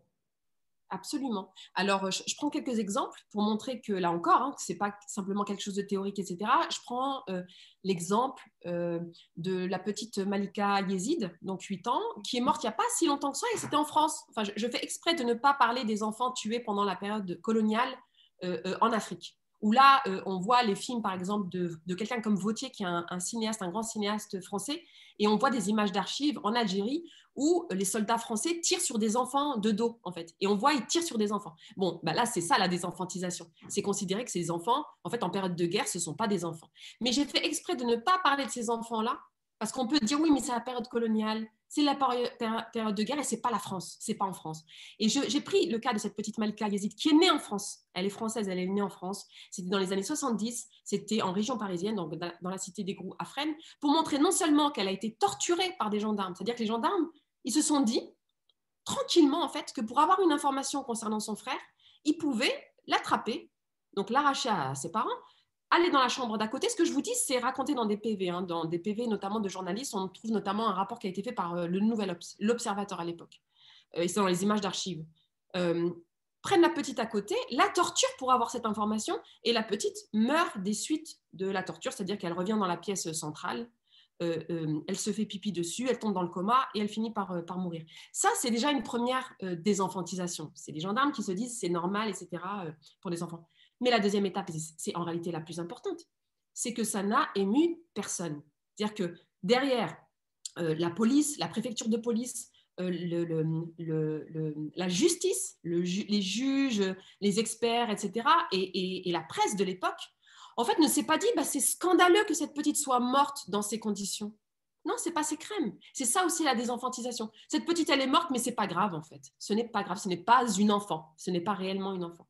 J'ai pris cet exemple-là, j'en prends d'autres dans le livre pour dire oui à quel point nos enfants en fait ne sont pas perçus comme des enfants, mais comme des menaces potentielles. Et ça, alors tout à l'heure, je ne sais plus qui prenait l'exemple du collège, mais il y a un truc vraiment par rapport au collège. C'est mais qu'est-ce qu'on va faire de cette masse d'enfants noirs, arabes, pauvres, musulmans? Qu'est-ce qu'on va en faire? Ça grouille de partout. Et il y a une peur, je trouve, moi, qui date déjà du 19e siècle, hein, démographique. C'est en fait, ils sont là, ils sont en train de se reproduire, et ils font des enfants, ils font des enfants. Enfin, on se souvient, je pense ici, par rapport à nos mères, en fait, qui faisaient trop d'enfants. Il y avait l'idée que les femmes maghrébines, les femmes africaines faisaient trop d'enfants. Il y en avait toujours trop, en fait. Et elles font des enfants pour les allocations familiales. Elles font des enfants parce que c'est comme ça, parce que c'est comme des animaux, etc. Il y a l'idée vraiment que démographiquement, on est trop nombreux. Et c'est aussi ce qui explique pourquoi on a tant de mal à nous voir dans l'espace public. C'est nous y sommes trop longtemps, trop nombreux. On y grouille trop. Voilà. Et ce n'est pas parce qu'on est traité comme ça qu'il ne faut pas réagir. Et je pense que, étant donné que c'est le problème, nous ne sommes pas considérés comme étant chez nous. Nos enfants ne sont pas considérés comme étant chez eux dans l'espace public. Et bien pour moi, c'est la solution aussi. C'est du coup, il faut y aller encore plus. Voilà. Nos enfants ne sont pas considérés dehors comme étant chez eux. Et ben on va aller dehors et on va aller avec eux. Moi, je vais même très loin aujourd'hui par rapport aux violences policières. Moi, je comprends que beaucoup mise sur les luttes contre les violences policières dans des démarches judiciaires. On porte plainte contre l'État, on porte plainte contre la police, et il y a des combats, ils sont connus, les combats contre les violences policières que mènent les familles de victimes. Ça, c'est une chose. Mais moi, je pense qu'on s'en sortira, cette histoire de police, que dès lors, en fait, que là où nous vivons, alors, ensuite, Laïla, je répondrai à la question sur est-ce que c'est que dans les quartiers populaires rapidement, mais en tout cas, pour les personnes qui vivent dans les quartiers populaires, notre salut ne viendra que de l'occupation de l'espace public par rapport à la police. C'est-à-dire que dès lors qu'on va l'occuper, cet espace public, et qu'on va y être avec nos enfants, c'est-à-dire qu'on le sait aujourd'hui, beaucoup de nos garçons, nos adolescents, en fait, sont fouillés par la police de manière à les humilier sexuellement. Ce sont des agressions sexuelles. Moi, dans mon entourage, hein, mes frères, mon mari, etc., me racontent comme ça des expériences quand ils avaient 15 ans, 16 ans, 17 ans. Ils étaient fouillés. D'ailleurs, eux-mêmes ne le disaient pas comme ça. Ils ne le racontaient pas à leurs parents. C'était rabaissant, en fait, parce que quelque part, c'était ça qui était voulu. C'est les humilier leur virilité, quelque part. Mais qu'ils me racontent tous que les fameux contrôles aux faciès, qu'on appelle pudiquement des contrôles aux faciès, en réalité, c'était souvent des agressions sexuelles. C'est-à-dire que la police faisait exprès de fouiller dans l'entrejambe pour humilier le jeune garçon, en fait. Et que ça fait partie vraiment de techniques comme ça qui sont systématisées. Hein. C'est vraiment quelque chose qui est, quand on regarde bien, voilà. Moi, je pense, en fait, qu'en tant que parent, en tant que mère en particulier, en fait, le fait d'être dans l'espace public avec nos enfants, c'est aussi pour empêcher ça, en fait. Et plus on y sera dans l'espace public, après, ça ne veut pas dire qu'on va s'habiller en treillis, on va arriver avec des armes contre la police. Non, non, ça veut dire simplement on fait des pique-niques, on fait des barbecues, on fait des activités avec nos enfants, on fait des jeux avec nos enfants. En fait, on occupe l'espace. Plus on va l'occuper, et ça c'est automatique, il y a des expériences aux États-Unis qui le montrent, plus on occupe pacifiquement, évidemment pour nous, pour nos enfants, pour s'amuser, pour que nos enfants puissent jouer, etc. L'espace public, moins il y a de caméras dans l'espace public, de vidéosurveillance, puisqu'il y a du contrôle social naturel, on va dire, et moins il y a de police, moins il y a de drogue, puisque c'est aussi un problème, les trafics de drogue, moins il y a de délinquance, etc. etc. Et oui, donc pour moi... de combattre l'invisibilisation en fait, de ces populations issues de l'immigration. Pour protéger tous nos enfants. Moi, encore l'invisibilisation, franchement, c'est pas mon sujet en fait. Le fait de se montrer ou de ne pas se montrer. Moi, s'il n'y avait pas d'impact sur mes enfants, moi j'ai un garçon. Bon, il est encore petit, hein, là il a 5 ans, mais moi je veux pas que mon fils soit agressé sexuellement par la police quand il sera adolescent. C'est vraiment pour le protéger. Donc moi je dis aux parents plutôt, si vraiment vous voulez protéger vos enfants, il faut être dehors, il faut être avec eux. Aujourd'hui, c'est pas possible de se dire, nous on est à la maison, et puis nos enfants, soit on les garde à la maison parce qu'on a peur de ce qui pourrait leur arriver dehors, soit on les laisse dehors, mais dehors c'est dangereux aujourd'hui. Et je le dis de manière honnête avec vous ici, pour moi il n'y a pas que la police, il y a la drogue aussi. Moi j'ai des amies, elles habitent dans le quartier d'à côté, juste à côté, c'est le quartier de la drogue de Bagnolet, moi je les connais, elles veulent que leurs enfants aillent en soutien scolaire, je vous assure qu'elles ont leur garçon, ou leur fille, hein, mais en particulier leur garçon, qui a 11 ans, 12 ans, elles le tiennent comme ça, elles descendent en bas, c'est en bas d'immeuble le soutien scolaire, elles le tiennent comme ça, elles ne veulent même pas qu'ils sortent de l'immeuble, même les 10 secondes pour aller vers le centre social, elles ne veulent pas qu'ils restent tout seuls parce qu'il y a des piou-piou partout dans le quartier, il y a de la drogue dans le quartier. Tellement elles ont peur des mauvaises fréquentations. Mais ça, ce n'est pas normal. Il faut que cette mère-là, elle puisse avoir confiance dans le fait que son fils puisse circuler dans la rue. Mais ça, il faut le faire collectivement. Parce que sinon, on va être condamné à dire à nos enfants, c'est la maison, l'école, la maison, l'école, la maison, l'école. Et puis après, il y a les activités, sport, etc. Mais tu ne restes pas dehors. Ben non, parce qu'après, il ne faut pas s'étonner que nos enfants ne se sentent pas chez eux en France. Donc moi, je pense qu'il faut investir, ça doit faire partie de nos projets d'investir l'espace public dans ce sens-là. Et puis sur les folles de la place Vendôme, oui, il y avait un enjeu à parler d'elle dans le livre, parce que vous avez vu, pour les personnes qui ont lu ce passage-là, qui ont lu le livre, c'est tellement une lutte tellement incroyable. Enfin, il faut voir aussi, alors il y a le livre, mais il y a surtout le film de Mognis Abdallah qu'il faut voir et qui dure une dizaine de minutes. Donc, qui s'appelle Les Folles de la place Vendôme, vous pouvez le trouver sur YouTube. Et on voit ces mères, en fait, parler. Et franchement, elles ont tout dit. Je veux dire, ce n'est pas aujourd'hui nous qui disons « Ah, il faut politiser le rôle de mère, les mères, c'est un sujet politique ». Elles l'avaient déjà dit. Mais comme, lorsque ce sont des femmes non blanches qui parlent, des femmes ouvrières qui parlent, des femmes de classe populaire qui parlent en France, on ne les écoute pas. Y compris les féministes. Moi, je dis aujourd'hui que les féministes n'écoutent pas ces femmes-là parce que ce sont des immigrés. Aussi parce que ce sont des mères et que les féministes majoritaires n'aiment pas trop les mères, mais aussi parce que ce sont des immigrés. Mais quand vous les écoutez à l'époque, elles avaient déjà tout dit. Elles disaient « Mères du monde entier », donc pas simplement de la France, « Mères du monde entier, rejoignez-nous, mon fils aujourd'hui, ton fils demain ». Donc il faut qu'on se mette ensemble pour protéger nos enfants. Et pour moi, elles avaient tout dit, quoi. Et donc c'était effectivement pour leur rendre hommage. Et là, pour le coup, c'est la partie du livre où effectivement, là, il y a une question de visibiliser, parce que nos luttes, malheureusement, sont trop souvent invisibilisées. Et c'est ce qui fait, Jamila, je crois, tout à l'heure, je ne sais plus, mais c'est ce qui fait que malheureusement, on a l'impression que nos parents n'ont pas lutté, en fait, avant, et que nous, aujourd'hui, on est beaucoup plus cultivés, plus instruites, etc. Malheureusement, c'est parce que, justement, il y a cette invisibilité, en fait, des luttes de nos parents. Mais quand on regarde, il y a un autre livre, je me permets de le citer, puisque là, on est dans les livres, il y a le livre d'Abdelali Ajat et de Ahmed Boubeker sur les luttes de l'immigration. C'est un livre, c'est une encyclopédie. Je veux dire, même quand on connaît un petit peu les luttes de l'immigration, c'est un livre où c'est des trésors de lutte. Et vraiment de voir en fait que nos parents se sont autant battus, nos grands-parents, etc. Bon, ça redonne beaucoup, beaucoup de fierté. C'est des luttes qu'il faut transmettre aussi à nos enfants. Alors, Sophia, il y a une question? Ah non, Naïma, je te donne la parole. Pas de souci. Bonjour à toutes. Je rejoins Madame Wassak sur le fait que pour moi, l'enseignement reproduit et accentue les inégalités sociales. Point. Moi, je ne discute pas plus que ça. Pour moi, c'est un fait. Je l'ai connu, je le vois avec mes enfants. Mais comment faire aujourd'hui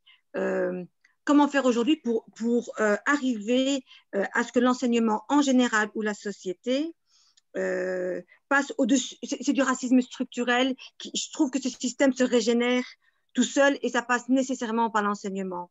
Comment faire pour arriver à impacter, oui d'accord, dans ma petite bulle à moi, dans mon petit quartier, j'y arrive, mais comment faire pour que ça soit pérenne et que ça ait plus d'impact dans la société? C'est beaucoup plus, pour moi, ça reste beaucoup plus global. Il est là le souci, au-delà du fait de je vis dans mon quartier, je fréquente mon quartier, je mobilise et j'incite les jeunes à vivre leur vie et à prendre leur place, oui, mais face à ce système qui se régénère et qui donc reste qui perpétue donc ce racisme structurel, comment on se place, comment on fait? Vous ne m'avez pas entendu? Si, je vous ai entendu et j'ai entendu une question qui est complexe et c'est pour ça que j'avais besoin d'un tout petit temps de réflexion avant de répondre. Bah alors, moi, ce que je propose dans le livre, c'est vraiment une stratégie effectivement, de l'immeuble, en fait. De l'immeuble, du quartier, de faire sa part. Et c'est même spirituel, en fait, cette manière de cette méthodologie. C'est-à-dire que plutôt que de partir sur... alors, je lutte contre un système, parce qu'effectivement, le système, il est global. Alors, pour moi, d'ailleurs, à la base de tout, c'est le système capitaliste. En fait, c'est le système capitaliste qui crée de la division, de la différenciation raciale, patriarcale, etc., pour mieux exploiter ensuite les individus dès lors qu'il les a divisés. Donc, et pour lutter contre le système capitaliste, enfin, je veux dire, c'est pas à échelle humaine, à échelle individuelle. Ce n'est pas possible. Je veux dire, moi, je ne vais pas partir avec mon petit drapeau et puis lutter contre le système capitaliste. Et c'est aussi, je pense, cette méthodologie-là que je propose en livre, c'est vraiment très lié à mon vécu personnel où vraiment je ne lutte que dès lors que je suis concernée personnellement. Et souvent, quand je finis par lutter sur un objet, je ne l'ai pas forcément cherché, au contraire. La lutte dont je parle, la lutte minime pour une alternative végétarienne à la cantine dont je parle, à Bagnolet, en réalité, je vous assure que c'est vrai, au départ, j'avais convenu avec mon mari, et c'est vraiment des discussions qu'on avait à l'époque, donc vis-à-vis de mon enfant, donc mon aîné qui rentrait en maternelle, on avait convenu, on peut lutter contre tout, donc le système global dont vous parliez, mais juste, pour ce qui concerne les enfants, on ne fait rien. Avec ces représentations justement, tout à l'heure, celles qui sont intervenues sur l'idée de non mais les représailles, etc. Nous, on est vraiment des immigrés tous les deux, donc il y a notre petit cœur d'immigrés qui parlait en mode, bon, on peut faire et tout, mais par contre, voilà, le foyer, on le préserve, on le protège, donc avec cette idée fausse que dès lors qu'on n'allait pas faire d'histoire avec l'institution, nos enfants allaient être protégés. Mais c'est faux, hein. Là, je dis, tout à l'heure, je disais au contraire, il faut se battre, il faut se mettre ensemble, etc. Mais à l'époque, c'est vrai que moi-même, je m'étais trompée là-dessus avec mon mari. Et c'est vrai que sur l'alternative végétarienne, moi, je ne voulais pas lutter. Moi, j'étais rentrée à la FCPE pour dire, enfin, je ne voulais pas lutter, je veux dire, je suis quand même rentrée à la FCPE parce que je voulais quand même une solution, mais je ne voulais pas militer, c'est ça que je veux dire. Et j'étais obligée de militer parce qu'à la FCPE, ils n'ont pas voulu prendre en charge, ils m'ont traité d'islamiste, etc. Et du coup, j'ai été obligée de créer le collectif de parents à Bagnolet et le Front de mer. C'est parti comment dire, d'une entrave, en fait, à un règlement de ce problème de manière rapide, etc. C'est bien l'entrave qui a fait que, du coup, on a été obligé de se mobiliser. Mais donc, cette méthodologie-là, vous voyez, on a un problème concret. Donc, moi, j'ai eu affaire à un problème concret. Ma fille ne pouvait pas avoir de plat équilibré à midi. Du coup, elle avait faim. Donc, c'est très concret. Et moi, je paye des impôts. Donc, si je paye des impôts, ce n'est pas pour que... attendez, juste, s'il vous plaît, une minute, parce que je vais juste mettre le fil, vous savez, parce que j'ai plus de jus et ça va couper.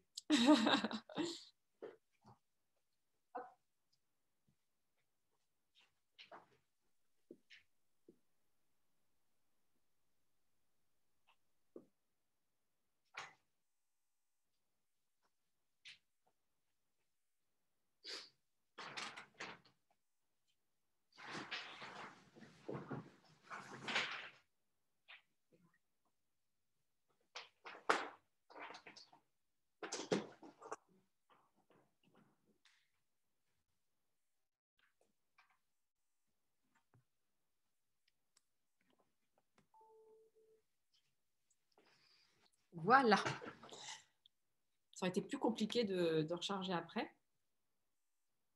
Oui, pardon. Et donc, cette méthodologie, c'est bien ça, c'est être confronté à un problème, même minime. Hein, pour moi, plus les problèmes sont concrets, quotidiens, et plus la lutte sera efficace, parce que les gens ont d'autant plus envie de se mobiliser quand ça concerne leur quotidien, en fait, lorsque ça concerne un truc concret et pas, je sais pas moi, lutter contre le réchauffement climatique, par exemple. Il se trouve que lutter pour une alternative végétarienne à la cantine, eh ben, ça lutte contre le réchauffement climatique en réalité. Mais on n'a pas commencé sur le réchauffement climatique. On a commencé sur un truc, mon enfant n'a pas mangé à midi, quoi. Et donc voilà, c'est une oppression, une lutte. Et dès lors qu'on commence à lutter, je vous dis, en fait, on est parti de l'alternative végétarienne et au fur et à mesure, moi, par exemple, aujourd'hui, je suis dans des organisations qui luttent contre le réchauffement climatique. Donc, c'est un peu en entonnoir, finalement, cette histoire. On part du concret, du quotidien et on va vers des causes plus larges. Mais on commence bien là où on habite, avec les personnes qui habitent sur le territoire. Moi, la question du territoire, elle est centrale dans le livre. Je crois que c'est même le sujet politique le plus important, même plus que les maires, parce que je sais à quel point dans le féminisme, dans l'antiracisme, dans toutes les luttes aujourd'hui, en fait, le problème principal, c'est le fait que ce soit hors sol. C'est-à-dire que ce n'est pas des luttes qui sont dans les territoires.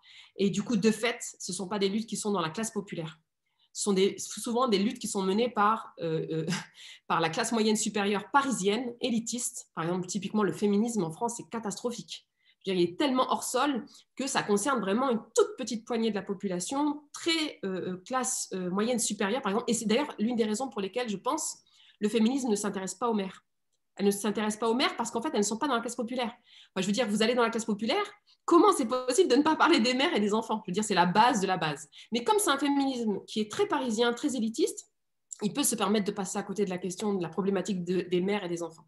Mais ce que je veux dire, c'est que voilà, notre problème aujourd'hui politique, militant, c'est, enfin là pour parler des questions plus politiques, c'est vraiment la déterritorialisation en fait des luttes. Et donc il y a un enjeu pour moi à revenir sans avoir honte, parce que parfois c'était presque honteux d'être dans les territoires en fait. Il y avait les causes nobles, voilà, internationalistes, anticapitalistes, etc. Puis après, quand on était dans le quartier, c'était vraiment les causes pas nobles, quoi. Les causes un peu pipi caca, quoi. Là, pour moi, il faut revaloriser, réinvestir ces questions-là très quotidiennes, très concrètes, de territoire, là où on vit, etc. Et moi, j'ai grand espoir qu'en partant de là, donc si chacune fait sa part, là, encore une fois, là où on vit, mais là où on vit, ça peut être là où on travaille, là où on étudie. Enfin, c'est vraiment dans les territoires, quel que soit le territoire, quel que soit l'espace, on va dire, donné.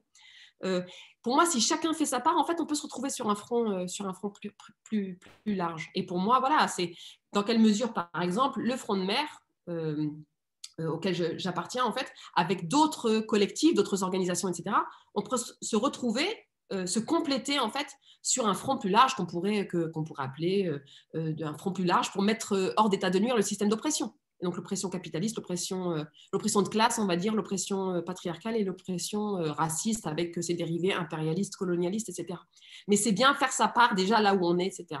Bon, je ne sais pas si j'ai vraiment répondu à votre question, mais en termes de méthodologie, c'est vraiment quelque chose que je défends, moi. Vraiment ne pas avoir honte de partir de sa vie, de son vécu, de quelque chose de personnel, de concret, de quotidien, et ensuite pour élargir au fur et à mesure la lutte à des choses plus politiques, plus théoriques, etc., etc. Ça rejoint un petit peu la démarche du colibri qui commence d'abord avec son environnement, avec des petites actions, mais qui au moins fait sa part. Et c'est vrai que quand tu parles de réappropriation du territoire ou de l'espace public, ça rejoint aussi l'idée d'une nouvelle manière de faire de l'écologie.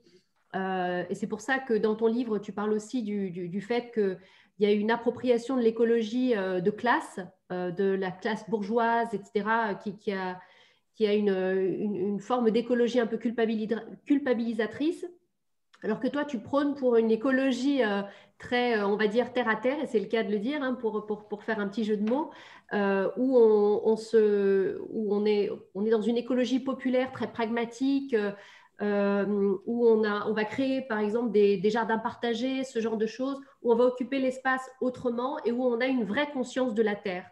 Est-ce que tu peux nous en toucher deux mots ? Alors, bon, déjà, tu en as très, très bien parlé, là. Donc, déjà, sur la partie, effectivement, écologie plus concrète, plus en lien avec les intérêts, les enjeux immédiats des populations, tu as tout dit, tu as quasiment tout dit. Moi, je compléterais juste avec l'idée qu'il n'y a pas simplement d'un côté une écologie plus abstraite, plus théorique, plus politique, plus radicale d'un côté, et puis une écologie qui serait plus terre-à-terre, plus concrète uniquement, hein, plus concrète, plus terre-à-terre, plus populaire de l'autre. Il y a aussi, je pense, moi, un enjeu de classe qui est important. C'est-à-dire que d'un côté, il y a une écologie de classe qui est classe moyenne supérieure, plutôt blanche, plutôt dans les grandes métropoles et plutôt qui accompagne plutôt la gentrification, on va dire, des métropoles. Et de l'autre, il y a une écologie qui est portée davantage par les classes populaires, notamment la classe ouvrière, et que en fait ces deux écologies-là, aujourd'hui, elles sont clairement en conflit. Et ça, moi, j'en parle dans le livre. C'est-à-dire qu'il n'y a pas simplement l'islamophobie qui explique pourquoi moi, je suis taxée de communautariste, islamiste, etc., lorsque je pose la question de l'alternative végétarienne. Il y a aussi le contexte d'une ville, Bagnolet, de la petite couronne parisienne, qui est une ville qui vit en ce moment une très forte gentrification. C'est-à-dire qu'il y a une population parisienne, grosso modo, qui n'a plus les moyens de vivre à Paris dès lors qu'elle a des enfants. Parce que voilà, un appartement à Paris, ça vaut autant qu'une maison à Bagnolet, pour le dire très très vite. Hein, je pense que vous connaissez un peu les phénomènes de gentrification. Et donc, qui arrive à Bagnolet, dans une ville populaire où les populations descendantes de l'immigration sont descendantes de l'immigration, certes, mais pour certaines familles, elles sont là depuis plus d'un siècle, et c'est notamment les personnes d'origine kabyle, par exemple, C'est-à-dire qu'on dit oui, immigré, immigré. Non, non, c'est toi qui es, qui es immigré, tu es arrivé avant-hier. Enfin, je veux dire, il y a des gens qui arrivent par exemple à Bagnolet, mais c'est pareil à Montreuil, c'est pareil à Ivry, c'est pareil à Saint-Ouen. Dans toutes ces villes-là en forte gentrification, il y a des gens qui viennent d'arriver, mais avant-hier, et qui déjà veulent imposer leurs trucs, etc. Par exemple, ils sont anti-bétonisation. Typiquement, et c'est au nom de la cause environnementale. C'est-à-dire qu'ils viennent dans des grandes maisons avec jardin, etc. Et par contre, ils ne veulent plus qu'on construise dans ces villes-là, sans se soucier du fait que les personnes qui vivent dans les immeubles ont des enfants qui grandissent, et que ces enfants-là qui grandissent, qui se marient, qui ont des enfants, eux-mêmes veulent vivre près de leur famille. Je veux dire qu'il y a un enjeu lorsqu'on a très peu, en fait, à vivre, ça vous le savez, à vivre près de sa famille. Moi, je le sais à quel point. Moi, j'ai quitté ma famille qui est à Lille. Vraiment, le fait d'avoir des enfants sans ses sœurs, sa mère, etc., bon, c'est pas pareil, quoi. Et donc, il y a un enjeu pour ces familles-là à rester ensemble et on leur renvoie le fait que non, on peut plus. Il ne faut pas bétoniser parce que voilà, il faut du verre, il faut des jardins. Oui, parce que tu as ta maison et ta petite courée et ton petit jardin. Je veux dire, et ça, cette écologie-là, c'est pas simplement une écologie théorique, etc. Là aussi, elle est très concrète. Mais elle défend des intérêts de classe. Et ça, il faut le dire parce que sinon, on ne comprend pas les attaques qu'on subit lorsqu'on défend autre chose, lorsqu'on défend une écologie de la classe populaire. Et ce n'est pas que des musulmans, ce n'est pas que des Noirs et des Arabes, c'est de la classe populaire. Par exemple, de dire, nous voulons réfléchir en fait à la répartition de l'espace, pas simplement bétonisation, pas bétonisation, répartition de l'espace, avec cet enjeu important pour nous, qui est l'enjeu, par exemple, familial. Autre exemple sur l'écologie aujourd'hui en France, citez-moi un seul exemple où il y a rénovation urbaine avec toute une enveloppe écologiste sans que ça se traduise par de la gentrification. Ça n'existe pas en France. Là, je me suis renseignée même sur Grenoble, qu'on donne souvent en exemple. C'est-à-dire que dès lors qu'on vient dans un quartier en disant on va rendre ça plus beau, plus respirable, avec moins de pollution sonore, moins de pollution de l'air, etc., automatiquement en France, ça veut dire les pauvres, les immigrés, les Noirs, les Arabes, tout ça, vous dégagez à l'extérieur. Ça se traduit par ça. C'est-à-dire qu'on ne peut pas concevoir un meilleur vivre, donc, et notamment sur des enjeux environnementaux, en considérant que c'est pour la population qui vit là.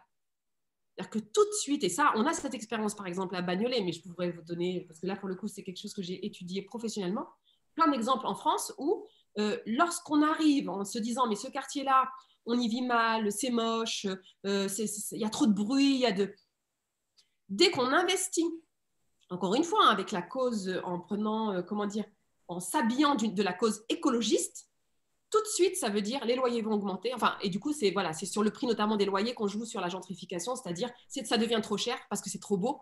Et donc, les pauvres, vous dégagez à l'extérieur. Et c'est contre cette écologie-là aussi que je me bats. C'est-à-dire que moi, je dis, les pauvres, les classes populaires, les immigrés, on a le droit aussi à avoir un air plus respirable, avoir moins chaud l'été, avoir moins froid l'hiver. On a le droit aussi à avoir moins de bruit, à vivre moins sur des... Moi, j'habite juste en face de l'échangeur autoroutier, par exemple. On sait ici que nos enfants sont plus asthmatiques que les autres, ont plus de problèmes respiratoires que les autres, etc. etc. Et ce n'est pas parce qu'on est pauvre, ce n'est pas parce qu'on est immigré, etc., qu'on n'a pas le droit à un meilleur vivre écologique. Et ça, vous voyez, ce n'est pas simplement concret d'un côté, abstrait de l'autre. Non, c'est quelle écologie on veut. Est-ce que c'est une écologie pour tout le monde ou est-ce que c'est l'écologie des classes moyennes supérieures? Et ça, c'est un enjeu, je pense, c'est l'enjeu pour moi, hein, ça va être l'enjeu de demain, puisque je considère que l'écologie, c'est l'outil de libération sur lequel il faut travailler aujourd'hui, beaucoup plus que les autres outils de libération, beaucoup plus que le féminisme, beaucoup plus que l'antiracisme. Moi, je pense que notre salut à tous, dans la classe ouvrière, dans les quartiers populaires notamment, c'est l'écologie. Et je sais que ça ne va pas aussi facilement, ça va être du coup une bataille qu'il va falloir mener, et voilà. Et je pense qu'il faut défendre cette écologie-là, l'écologie de libération. C'est un sujet qui est transversal parce que c'est autour de l'écologie qu'on peut toucher notre manière de faire du business, notre manière de toucher l'industrie, notre manière de consommer, etc., etc. Laïla a une question, donc je lui passe le micro. Oui, voilà. Moi, je suis belge, donc je ne connais pas beaucoup la réalité française, mais j'ai découvert quand même une réalité qui est désormais, par exemple, marquée par la lutte des classes. Très marquée par la lutte des classes. Et comme vous dites, Madame Fatima, ce n'est pas seulement la lutte des classes, les immigrés, mais aussi la classe populaire en général, même les Français, entre guillemets, de souche. Ça, c'est vraiment ce que j'ai souligné. Et puis, moi, ce qui m'a marqué dans votre livre, si je me permets, c'est que, voilà, il y a cette classe dominante et la classe dominée, et puis c'est la classe dominante qui invente, qui élabore même le vocabulaire de l'écologie, du féminisme, quand on, par exemple, dans l'histoire du féminisme, quand la mère n'est pas reconnue dans sa fonction, on comprend parce qu'il y a aussi des acquis. Mais là, on voit que ce sont des vocabulaires, il y a ce combat-là à faire par les descendants de l'immigration. Mais à côté de ça, je voudrais vous poser une question par rapport à la création des structures. Ce qui m'a frappé aussi, c'est le fait d'être obligé de créer des structures parallèles. Ça veut dire créer un syndicat de parents, un front de mères, parce qu'on n'était pas écouté dans ces demandes, dans ces revendications, dans les structures déjà existantes. La question que je vous pose, c'est de dire comment faire aboutir ce projet, comment faire entendre sa voix si ces revendications de personnes de la classe populaire ou des quartiers populaires ne sont pas aussi pris en charge par une certaine classe dominante. Je vous dis ça pourquoi? Parce que dans une discussion avec un syndicat belgo-marocain, ici c'est différent en Belgique, hein, donc il était dans le syndicat chrétien, il fait partie de la première génération, donc des lois ont pu aboutir parce qu'il y avait cette prise en charge du syndicat qui est notamment le bras, qui est le bras du parti chrétien. Donc, la chose a été prise par le politique. Donc, Madame Fatima, vous, qui va prendre ces revendications au plus haut sommet, à l'échelle nationale? Comment vous comptez faire? Et si vous permettez, je peux aussi poser les questions que j'ai, comme ça je me tais. Ça, c'est la première question. La deuxième question, c'est la place de la joie dans le fait d'élever ses enfants. Et je pense à une conférence de la psychologue Madame Filioza de dire « élever nos enfants de la joie ». Est-ce qu'avec toute cette lutte, est-ce qu'il y aurait encore une place à la joie pour qu'on ne désenfantise pas les enfants, pour qu'il y ait cet espace de joie, de dire qu'il y a, voilà, ça fait partie de l'enfant. Et est-ce que vous parlez, la dernière question, est-ce que vous pouvez parler des alliances? S'il n'y a pas moyen de lutter dans des structures, il faut au moins faire aussi des alliances avec les personnes, disons, de la classe dominante ou de la société française en général. Et voilà mes questions, toutes mes questions. Alors, merci pour vos questions. Et j'ai vu qu'il y avait une question de Ménel sur l'universalité versus singularité. Donc, je vais y répondre en même temps. Alors, parce que Leïla, vous avez 3 questions. En réalité, la première rejoint la troisième, c'est la question de la stratégie. Quelle stratégie, en fait? Et puis la deuxième, c'est une question très intéressante, effectivement, sur la joie et le jeu. Et donc, j'y répondrai en dernier. Alors, sur la question en fait, stratégique, parce qu'en réalité, vous posez la question de la stratégie, voire de la tactique. Moi, quand je disais tout à l'heure, moi, j'ai essayé, par exemple, au sein de la FCPE, c'est la fédération de parents d'élèves la plus importante en France. Il y en a une autre qui s'appelle PEP, qui est plutôt située à droite, la FCPE plutôt située à gauche. Et moi, comme je disais tout à l'heure, j'ai commencé d'abord lorsque j'ai eu des problèmes avec mes enfants. Donc, en fait, en réalité, je n'avais pas encore de problème avec mes enfants. Ma fille n'était pas encore rentrée en maternelle que déjà, il y avait ce problème de l'alternative végétarienne que je voulais régler. Mais moi, je pensais que ça allait se régler en 30 secondes. C'est-à-dire, tiens, il y a ma fille qui n'a pas son repas, je paye des impôts, d'autres sont dans le même cas, on va régler le problème. Je suis entrée à la FCPE, donc considérons que c'est l'espace majoritaire tel que vous le décriviez. C'est l'espace majoritaire en France. Qui a une prétention universelle. Tous les parents sont les bienvenus, on défend les intérêts de tous les enfants. C'est ce que dit la FCPE, c'est d'ailleurs ce que dit la PEP également. Donc moi, je rentre innocemment là-dedans. Et pourquoi j'en parle dans le livre? Parce que j'aurais pu parler d'autres organisations qui nous ont entravés, qui m'ont taxé de communautaristes, d'islamistes, etc. Il n'y avait pas que la FCPE, il y avait les communistes, il y avait les écologistes, il y avait la Ligue des droits de l'homme locale, il y avait toute la gauche locale, et moi je dis que notre vrai problème en France, dans les quartiers populaires, c'est la gauche en réalité, parce que c'est la gauche qui ne veut pas que les quartiers populaires s'organisent, c'est la gauche qui ne veut pas que la classe ouvrière s'organise, parce qu'elle veut parler justement au nom de la classe ouvrière, elle veut parler au nom des immigrés, ça ne l'arrange pas que des personnes de la classe ouvrière, de l'immigration, etc., des quartiers populaires, s'expriment de manière autonome. Donc c'est la gauche en réalité qui est la plus... qui empêche le plus, qui entrave le plus. Mais pourquoi je parle de cette expérience-là, de l'AFCPE en particulier? Parce que je n'ai pas créé, je sais pas, moi, je n'ai pas créé l'équivalent de la CGT, je n'ai pas créé l'équivalent de la Ligue des droits de l'homme, je n'ai pas créé l'équivalent du Parti communiste. Non, avec le Front de mer, en fait, finalement, j'ai été obligée de créer l'équivalent de la FCPE. Et c'était pour dire, en fait, arrêtez de dire qu'en France, les musulmans, les Noirs et les Arabes, les habitants des quartiers populaires sont dans un repli sur soi. Arrêtez de dire que nous sommes communautaristes, puisque à chaque fois, nos expériences montrent que nous commençons toujours par croire en l'espace majoritaire. Et quand vous regardez le bouquin de Abdelali Ajat sur les luttes de l'immigration, notamment à travers des organisations autonomes, ont toujours démarré dans les espaces majoritaires, toujours. Avant de revenir vers le Front de mer, je prends un exemple, c'est les mineurs marocains. Donc moi, je viens de Lille, donc une région Nord-Pas-de-Calais où il y avait beaucoup de mines, donc des mines de charbon, et où à la fin des années 70, début des années 80, on est parti chercher des Marocains pour aller dans les mines parce que c'était très très profond. Les Français ne voulaient plus y aller et les Français d'origine polonaise, italienne, etc. ne voulaient plus descendre aussi profond. Voilà. Et donc on est parti chercher des Marocains, souvent de la même région du Maroc, pour les faire travailler dans les mines. Ce qui s'est passé, c'est qu'on n'a pas traité les Marocains de la même manière que les autres. Quand on dit oui, mais dans les mines de charbon, il y a une expression comme ça chez les ouvriers de dire dans les mines de charbon, on est tous noirs à cause du charbon. C'est faux. C'est-à-dire que même dans les mines de charbon, même au fond des mines de charbon, certains étaient plus égaux que d'autres, on va dire. Et donc, ce sont des mineurs qui, au sein de la CGT, donc syndicat, je pense que vous connaissez la CGT en France, je parle à Leïla qui vit en Belgique, la CGT, c'est le syndicat le plus puissant en France. Et donc, ces mineurs marocains qui étaient syndiqués au sein de la CGT ont demandé l'égalité. On dit, en fait, nous, par exemple, nous n'avons pas le droit d'être propriétaires de notre maison comme les camarades, alors que nous avons le même travail. Voilà. Et donc, il y a bien une discrimination légale qui est portée par l'État français. Et donc, nous demandons aux syndicats de nous représenter pour obtenir gain de cause, pour obtenir justice. Et bien alors, je vous le donne en cours, mais je ne caricature pas. La CGT s'est mise du côté des mines de charbon, donc de l'État. Et bon, pour la petite histoire du consulat du Maroc, enfin de l'État marocain, que ça n'arrangeait pas complètement de voir des mineurs syndiqués, se battre, etc. à l'époque. Et donc, il y avait aussi cette histoire de consulat du Maroc. Mais en tout cas, la CGT s'est mise du côté du patronat, en fait, contre les mineurs marocains. Ce qui a obligé les mineurs marocains, donc ils ne s'appelaient pas mineurs marocains à l'époque, c'était des mineurs. Ce qui a obligé les mineurs marocains à sortir de la CGT et à créer l'Association des mineurs marocains du Nord et à mener leur lutte de manière autonome. C'est-à-dire que, en fait, ce que vous posez comme étant une question stratégique, est-ce qu'il vaut mieux une stratégie d'autonomie ou une stratégie en fait, du groupe majoritaire?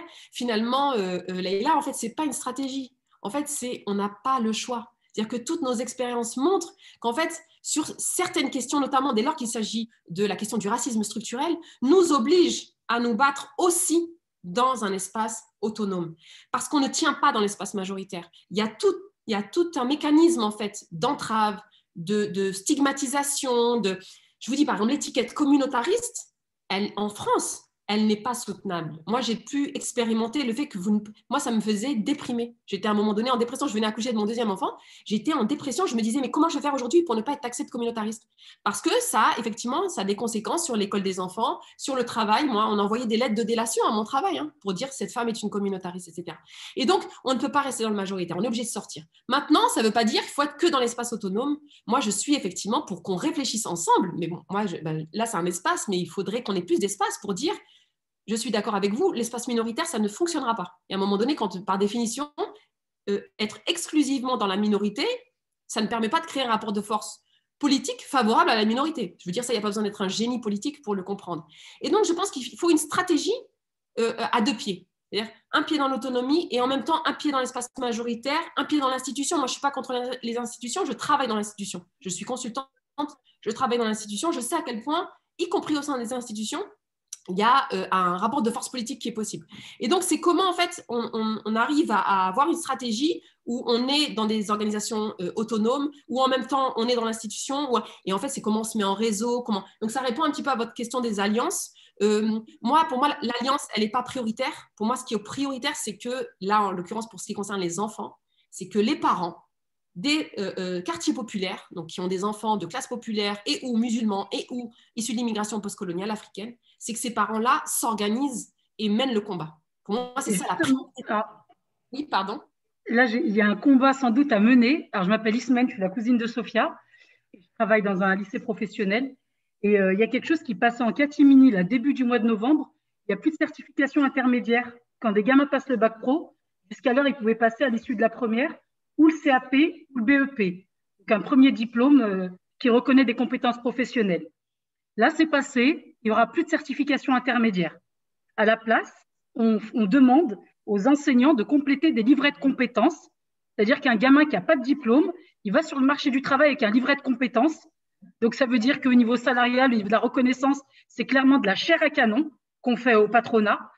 Et là, c'est quelque chose qui est passé comme une lettre à la poste. Déjà, au sein de l'institution, beaucoup n'y croyaient pas. Finalement, quand c'est passé, on se dit, ouais, mais bon, au moins, ils préparent le bac. Jusqu'ici, on devait les préparer et au CAP et au bac, et c'est pas facile, etc. Et j'en arrête aussi. Il y a des disparitions de choses comme ça au niveau de l'éducation nationale, chez les enseignants, enfin chez une partie des enseignants, et c'est là où je reviens par rapport à la solidarité.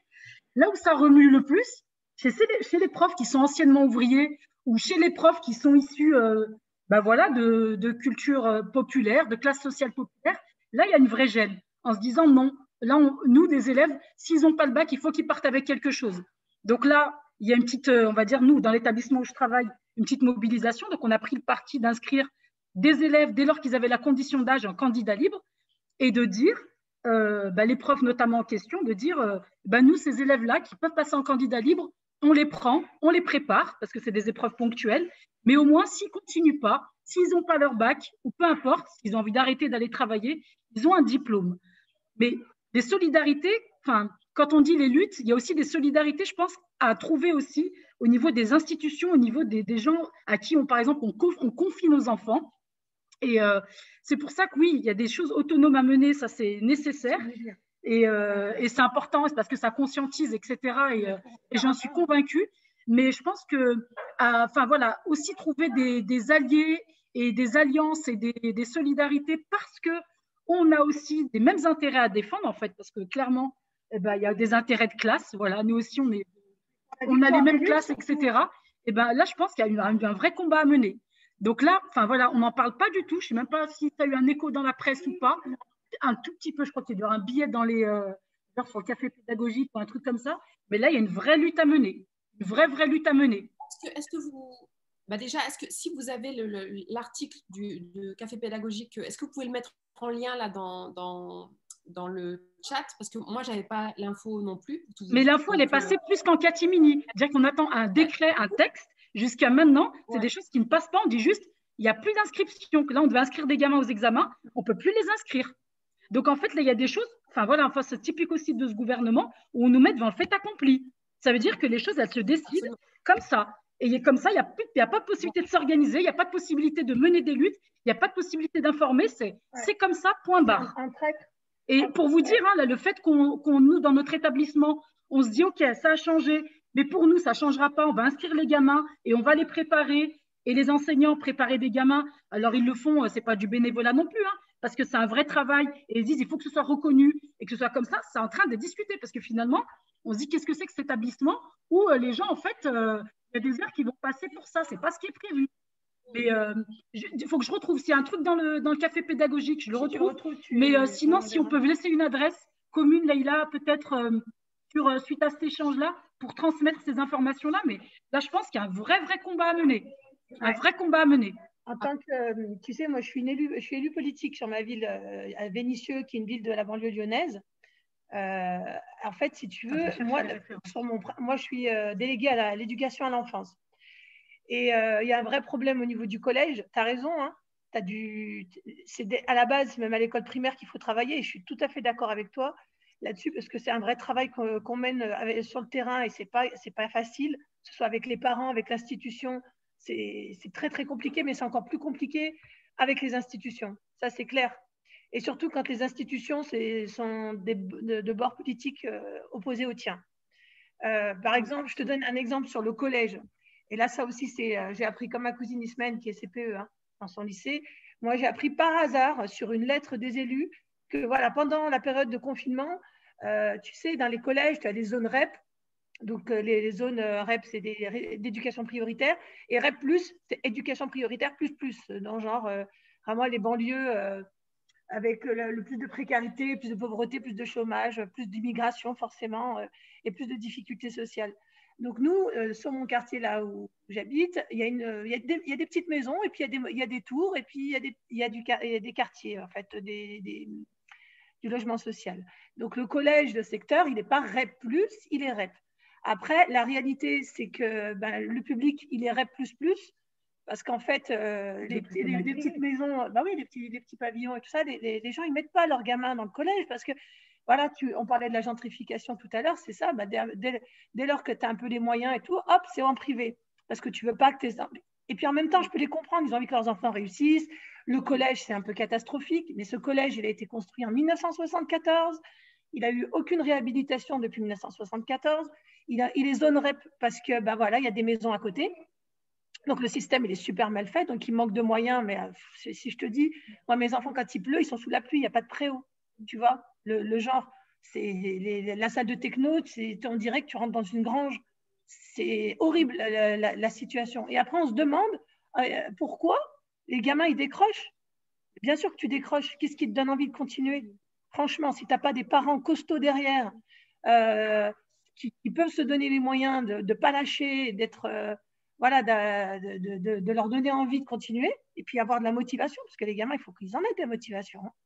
Moi, j'ai grandi à Vanvelin, c'est notre banlieue de lyonnaise, et après Vanvelin, j'ai été à Saint-Genis-Laval, qui est là, qui est une zone plus gentrifiée, tu vois, plus... il n'y avait pas beaucoup d'immigration à l'époque quand j'y suis allée. Je crois que j'étais la seule arabe du collège.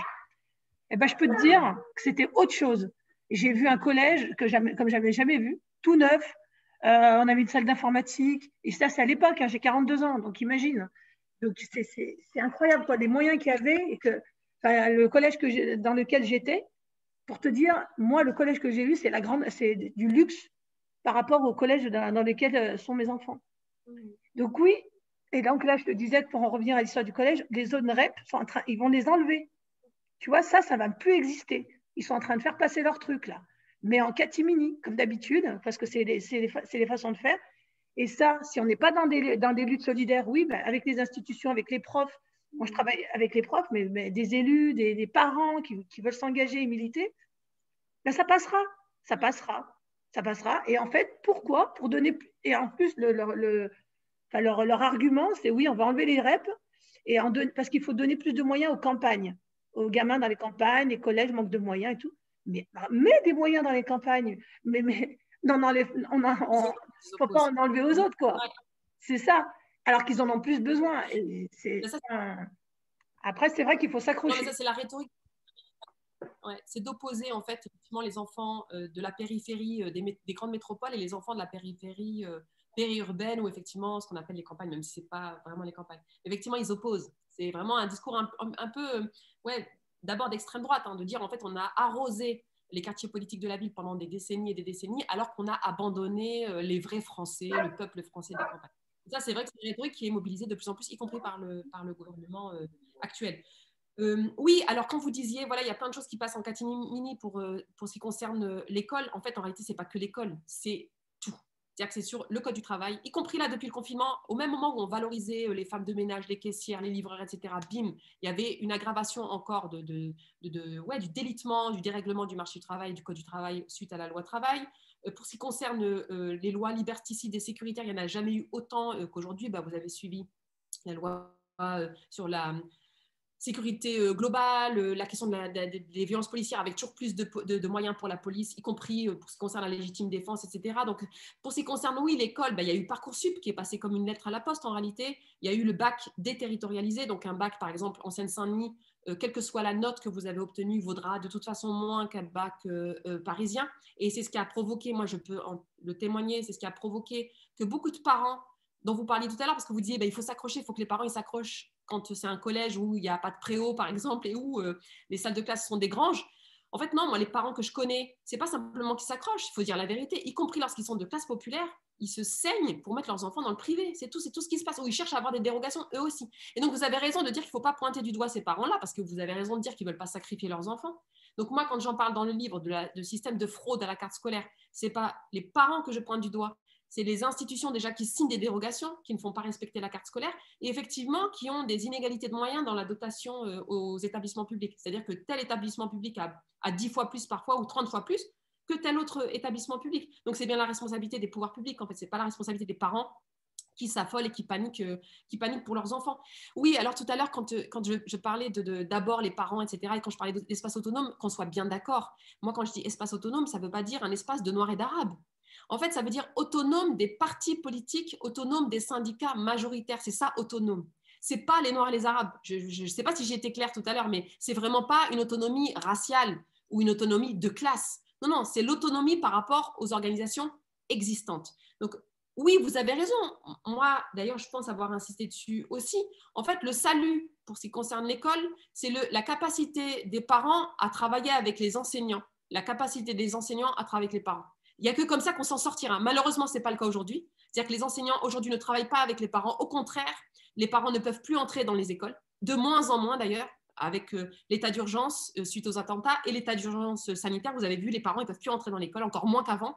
Moi, je sais qu'on m'a reprise à plusieurs moments dans ma vie parce qu'il y avait un attroupement devant l'école et qu'en fait, on n'a plus le droit. Depuis 2016, aujourd'hui, les parents n'ont plus le droit de s'attrouper devant l'école pour cause d'attentats. De risques terroristes. Voilà. Et donc, les parents ont encore moins cette possibilité d'exister au sein de l'école et devant l'école. Et donc, voilà. Et donc, cette question du travail, de l'alliance, entre guillemets, entre parents et profs, oui, effectivement, elle est essentielle et il n'y a que comme ça. Et notamment, vous avez raison, en communiquant, c'est pour ça que je vous disais, si vous avez le lien, etc., n'hésitez pas à nous l'envoyer parce que ça tape de tellement partout, en fait, que en fait, même moi, j'ai du mal à suivre tout ce qu'ils sont en train de détricoter, tout ce qu'ils sont en train de casser, notamment lorsqu'on parle de casse des services publics. Oui, donc tout à l'heure, pour revenir à la question de la stratégie, donc merci de votre intervention parce que c'est ce qu'on a commencé à discuter tout à l'heure. Oui, il y a une stratégie à avoir donc, qui est au millimètre. Après, là, je me permets de dire, Leïla, en fait, moi, je n'ai pas simplement écrit un livre. Moi, je suis aussi membre d'une organisation et donc, moi, je suis obligée de dire qu'il y a un moment donné, en fait, il faut entrer dans les organisations. Moi, je ne crois qu'aux organisations. Je ne crois qu'en ça. En réalité, si je devais pousser jusqu'au bout ma culture politique, je ne crois qu'aux partis politiques. Moi, je suis pour la structure. Je ne crois qu'aux syndicats. Moi, je suis pour une structuration politique. Je pense qu'il faut que tous les citoyens et les citoyennes, quelle que soit la couleur de peau, la religion, la classe sociale, le genre, en fait, fassent de la politique. Il faut qu'on arrête de croire que faire de la politique, c'est faire de la politique politicienne, c'est pour être élu, c'est pour... Non, non, c'est faire de la politique. C'est s'occuper de sa famille, s'occuper de ce qu'on devient, s'occuper de ses enfants. C'est ça la politique. Et donc, moi, je suis obligée de vous dire que moi, j'ai cofondé le Front de Mer et que moi, je ne peux que vous inviter à nous rejoindre au Front de Mer. Je ne peux que vous inviter à vous organiser en tant que parents, à vous organiser en tant qu'enseignants, à rentrer dans les syndicats, à rentrer dans les partis politiques. Ah voilà, moi, je peux faire que ça. Je veux dire, ça ne sert à rien, je ne vais pas faire semblant de dire oui, alors il faut qu'individuellement. Enfin, non, moi, je milite pour qu'on s'organise politiquement. Avec, là, moi, je n'ai pas la science infuse sur la stratégie à avoir. C'est une stratégie, c'est tellement compliqué aujourd'hui qu'en fait, c'est une stratégie voilà, qui peut changer, qui est au millimètre, qui change du jour au lendemain, qui est, voilà, on fait ce qu'on peut, en fait, voilà. C'est ce que je voulais dire, c'est qu'on fait ce qu'on peut et il faut essayer d'être les plus sincères possibles, mais en même temps de s'adapter, en fait, au contexte, au coup qu'on prend. Moi, parfois, le Front de Mer, on se prend des coups. Je ne pensais pas qu'on allait se les prendre de ce côté-là, on va dire. Donc, il faut pouvoir évoluer, il faut pouvoir... La stratégie d'alliance, elle doit vraiment voilà, être agile, on va dire. Mais en tout cas, voilà, il faut, moi, j'invite les personnes qui sont là à vraiment faire de la politique. Encore une fois, entrer dans une association, créer une association s'il n'y a pas d'association, entrer dans un syndicat, entrer dans un parti politique. Voilà. Moi je ne vais pas faire semblant de proposer autre chose. Moi, c'est ce que je proposais. Il y a le Front de Mer qui a ouvert adhésion, par exemple, il y a quelques semaines. Moi, je dis aux parents, rentrez au Front de Mer, quoi. C'est un espace, c'est un espace bénévole, c'est un espace qui est autonome. Donc, ce n'est pas un parti politique, il ne prétend pas, je ne sais pas, faire de la politique politicienne, etc., etc. Je ne peux que, sincèrement, inviter à y entrer. Sur la question juste de la joie, si je peux me permettre un mot, après je vois qu'il y a d'autres messages, mais parce que c'était une question qui était importante quand même, comme on parle des enfants.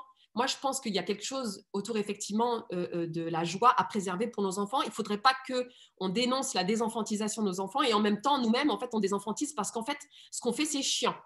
Et c'est ça le problème du militantisme, c'est que souvent, pour nos enfants, c'est chiant. Moi, je ne connais pas un enfant de militant, de militante qui ne déteste pas ses parents. Ou du moins, qui ne déteste pas le militantisme, plutôt. C'est-à-dire qui est dégoûté du militantisme. Moi, je vois les enfants de militants, comment c'est possible qu'ils ne veulent pas militer. Ils vous disent, non, moi, je veux juste gagner de l'argent, il faut faire des voyages et tout. Enfin, c'est quand même, il y a un problème, c'est qu'on a mal milité dans notre vie, il y a un problème quelque part. Et donc, oui, moi je pense que d'une part, il faut associer ses enfants à ce qu'on fait. C'est pas je milite et du coup j'enlève du temps à mes enfants, parce que c'est ça le problème, on n'a qu'une vie, on n'a que 24 heures par jour, et que du coup, militer, bah voilà, ça veut dire enlever du temps à ses enfants, hein, grosso modo, qu'on soit le père ou la mère d'ailleurs, enfin qu'on soit homme ou femme.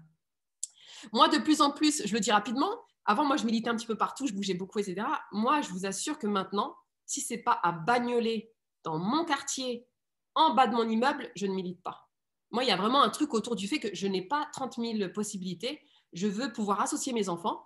Donc déjà, il faut que ce soit près de chez moi. Comme ça, j'amène mes enfants, c'est moins loin, etc. Deuxièmement, il faut que dans le projet, dans l'action, il faut que mes enfants y aient une place. C'est-à-dire qu'il est hors de question d'avoir un temps, par exemple, de conférences, de syndicats organisés par le Front de mer. Et les enfants, au mieux, c'est la garderie. Au mieux. Et au mieux, hein, parce que moi, je sais qu'il y a beaucoup d'organisations, y compris de parents, qui ne pensent même pas qu'est-ce qu'on va faire de nos enfants. Enfin, je veux dire, je vous disais tout à l'heure, nos enfants, on ne va pas juste les semer, essayer de les faire garder à droite, à gauche. Non, il faut aussi pouvoir voilà, qu'ils aient leur place. Et quelle place? Et là, effectivement, je rejoins la question de la joie et du jeu. Moi, je pense qu'on peut transmettre à nos enfants, on peut leur transmettre cette capacité à résister, à ne pas se laisser marcher sur la tête, etc., en jouant. C'est pour ça qu'il ne faut pas croire qu'on va traumatiser nos enfants en leur parlant de capitalisme, de racisme, de patriarcat, etc. Ça peut être un jeu. Je veux dire, on montre des horreurs à nos enfants. La télévision, c'est des horreurs, c'est ultra violent, c'est capitaliste, il y a des marques partout, c'est Disney, etc. Pourquoi on ne pourrait pas parler tout simplement de capitalisme ou de racisme, mais avec les dragons, les chevaliers, les sorcières, tous les personnages qu'ils connaissent déjà et qui meurent à la fin. Je veux dire, il y a déjà la mort dans les histoires qu'on leur raconte. Et bien là, simplement, ça va être utile parce que ça va être politique, etc. Et donc, oui, il y a à inventer en fait cet espace politique où nos enfants sont des agents, des sujets politiques. Ils sont eux-mêmes des sujets politiques. Ils ont quelque chose à dire. Et d'ailleurs, ce qu'ils ont à dire, ce n'est pas la même chose que nous parce qu'ils ne voient pas la même chose, les choses de la même manière. Moi, je pense, pour rejoindre ce que vous disiez, alors je vois qu'il y a un seul prénom, Sophia. Mais Sophia et sa cousine, comme ça, Sophia et sa cousine, en fait, moi, je pense que ce qui explique qu'en fait, Blanquer, mais les prédécesseurs, l'État Macron et tout ça, tous les prédécesseurs, parce que c'est déjà le cas avec Hollande, en fait, ce qui explique que ces lois, ces dispositifs passent aussi facilement, c'est, je pense, franchement, je le dis de manière honnête, un peu cash, hein, mais c'est une honte pour les parents que nous sommes parce que nous ne sommes pas concernés par ce qui est mis en place. Je vous assure que c'est vrai. C'est-à-dire que moi, sur Parcoursup, par exemple, 1 an avant que ce soit imposé, 1 an, je voyais dans les cartons, parce que j'avais un pied dans l'institution, je disais aux parents, venez, on se bouge parce que ça va être une catastrophe, nos enfants vont péter un câble. Vous vous rendez pas compte, ça veut dire qu'en fait, ils vont être obligés de passer du temps pour les options, les machins, pour les lycées professionnels, par exemple, en Seine-Saint-Denis. Il y a eu 100% de refus la première année. C'est-à-dire que ceux qui voulaient rejoindre l'université ne pouvaient pas parce qu'ils étaient en lycée professionnel. Grosso modo, on leur disait « reste dans le professionnel ». Bon, nous, on avait l'information 1 an avant et pourtant, les parents n'ont pas bougé. Voilà. Et leurs enfants, du coup, ont été obligés d'aller se manifester, de se prendre… Il y en a qui ont perdu un œil, il y en a qui ont… Ils ont été obligés de manifester eux-mêmes. Mais ça, c'est la responsabilité des parents que nous sommes. C'est pourquoi on ne se bouge pas. Et je pense, moi, qu'on ne se bouge pas parce qu'on n'est pas concerné. C'est honteux, en fait. Il faut se mettre à la place de nos enfants. Ça veut dire quoi avoir 12 ans aujourd'hui? Ça veut dire quoi avoir 15 ans aujourd'hui? Ça veut dire quoi avoir 20 ans aujourd'hui? Ça veut dire quoi? C'est quel monde qu'on leur prépare en fait? Et ça, il faut se mettre à leur place. Et si on n'arrive pas à se mettre à leur place, il faut au moins laisser l'espace pour l'exprimer. Et aux plus jeunes, donc il faut des ateliers, des conférences pour des enfants de 6 ans, 8 ans, 10 ans, 12 ans. Je veux dire, à 12 ans, on peut déjà dire comment on voit les choses, quel est le problème qu'on subit, etc., quelles solutions on envisage, etc. Et ça, nous, en tant qu'adultes, en tant que parents, il faut qu'on puisse pouvoir le faire. Donc, ce n'est pas exactement, Naïma, la joie. Déjà, c'est des sujets politiques, des acteurs politiques qui peuvent s'exprimer par eux-mêmes, etc. Et puis oui, après, pour ce qui concerne le projet pédagogique, donc là, c'est plus la question de la joie. Ouais, moi, je pense qu'on a tout à inventer. Moi, par exemple, personnellement, j'expérimente avec mes enfants le fait de transmettre, de faire de la politique avec eux, mais qu'ils puissent s'amuser, en fait. Et voilà, je vous dis, il faut essayer d'inventer des trucs. Alors moi, c'est beaucoup les dragons, les chevaliers, les sorcières et tout. Mais voilà, et du coup, c'est quelles histoires? Donc, il faut prendre un petit peu de commercial, mais en même temps, il faut le mettre à nos sauces. Bon, ça rejoint un petit peu ce que vous disiez tout à l'heure, Ménel, vous posiez la question de l'universalité, singularité. Moi, franchement, ce que je peux vous dire, et là, c'est vraiment, j'essaie d'être honnête, il faut faire ce qu'on peut, en fait. Il ne faut pas non plus se mettre un truc là, en mode, alors là, il faut en même temps universalité plus singularité, parce qu'il faut que je fasse attention, il faut que je transmette quand même des luttes, mais en même temps, moi, je sais pas, moi, je mange des McDo, j'adore Disney, mais en même temps, machin, mais je culpabilise. Du coup, il faut juste faire ce qu'on peut. Moi, je pense que déjà, de dire à nos enfants qu'on les aime, qui peuvent avoir confiance en nous, que s'il leur arrive quelque chose, ils savent qu'ils peuvent venir nous le dire. Moi, je pense que déjà, on aura fait largement notre part. Parce qu'on n'est pas beaucoup à faire ça. C'est ça la vérité aussi. On n'est pas beaucoup à faire que nos enfants se savent aimer, que nos enfants savent qu'ils peuvent venir en confiance nous raconter ce qu'ils ont, ce qu'ils ressentent, etc. Donc déjà, de faire ça, ben franchement, moi, je pense que déjà, on peut être largement fiers de nous. On a fait déjà une partie du taf. Après, pour le reste, moi, j'utilise une expression déjà de Fanon à l'époque, mais que utilise beaucoup Bouamama, Saïd Bouamama, le sociologue, c'est qu'on bricole, en fait. Il faut bricoler. Voilà, il faut faire ce qu'on peut un petit peu. Moi, je ne culpabilise pas. Moi, si par exemple, je ne transmets pas forcément ma langue maternelle à mon fils, qui résiste un petit peu par rapport à ça, je ne vais pas en faire une maladie, en fait. Ce n'est pas grave. Voilà, s'il ne parle que français, ben, ce n'est pas grave. Je veux dire, je ne vais pas non plus, je ne vais pas m'inventer une vie. Il y a des parents, moi, qui me disent, oui, mais du coup, moi, comme mes parents n'ont pas appris l'arabe, du coup, moi, je ne peux pas transmettre l'arabe, du coup, ce n'est pas bien, parce que du coup, mes enfants, ce n'est pas grave. Je veux dire, fais comme tu le sens, fais comme... Voilà, ce qui compte encore une fois, c'est que nos enfants se savent aimer, qu'ils puissent grandir heureux, voilà, avec les identités telles qu'on les a transmises, mais que, voilà. Donc, pour moi, c'est plus cette question-là, en fait. Donc, voilà. Donc, je ne sais pas si les autres ont quelque chose à dire sur la joie et sur le... Mais effectivement, il faut que nos parents s'amusent, il faut qu'on arrête, sous prétexte qu'on milite, sous prétexte qu'on essaie de se battre, etc., de faire des trucs vraiment, pardon, mais chiants, quoi. Chiants, les conférences, les trucs compliqués, les trucs... Il faut vraiment que nos enfants puissent... Nous, la dernière fois qu'on a fait un front de mer ici, c'était à Montreuil, il y avait des ateliers Bollywood pour les enfants, il y avait des ateliers lutte de l'histoire coloniale pour les enfants. C'était super intéressant, super marrant. Il y avait des animateurs dont c'était le métier, parce qu'il y a des gens, c'est le métier de transmettre, d'animer, etc. Enfin, on a vraiment essayé de s'investir sur cette question-là, effectivement.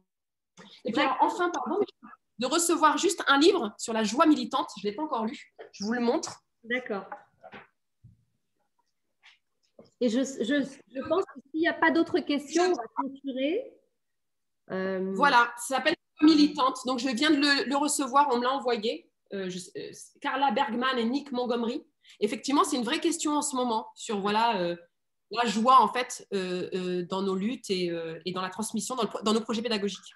Oui, tout à fait, parce que finalement, la joie, c'est quelque chose qui se partage. Et quand tu parles de bricoler, ça suppose qu'on a des outils, qu'on a une boîte à outils et que cette boîte à outils, on la réinvente, on la met au goût du jour, on l'adapte aussi au public qu'on a et on engage nos enfants aussi dans ces réflexions parce que finalement, dans le regard d'un enfant, il y a aussi son avenir, il y a aussi son futur qui est en jeu.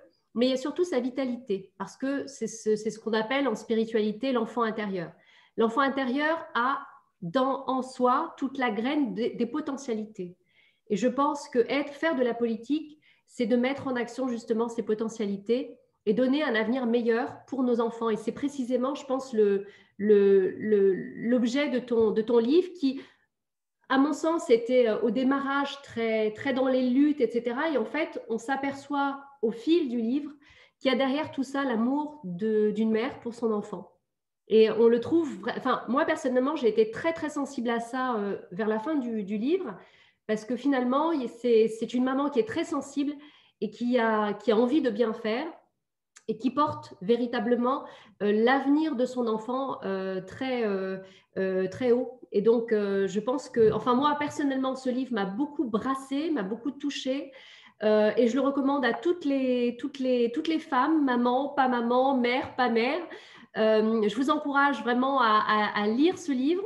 Je vous remercie toutes d'avoir participé à ce live. Fatima, je te laisse le mot de la fin avant de clôturer ce live.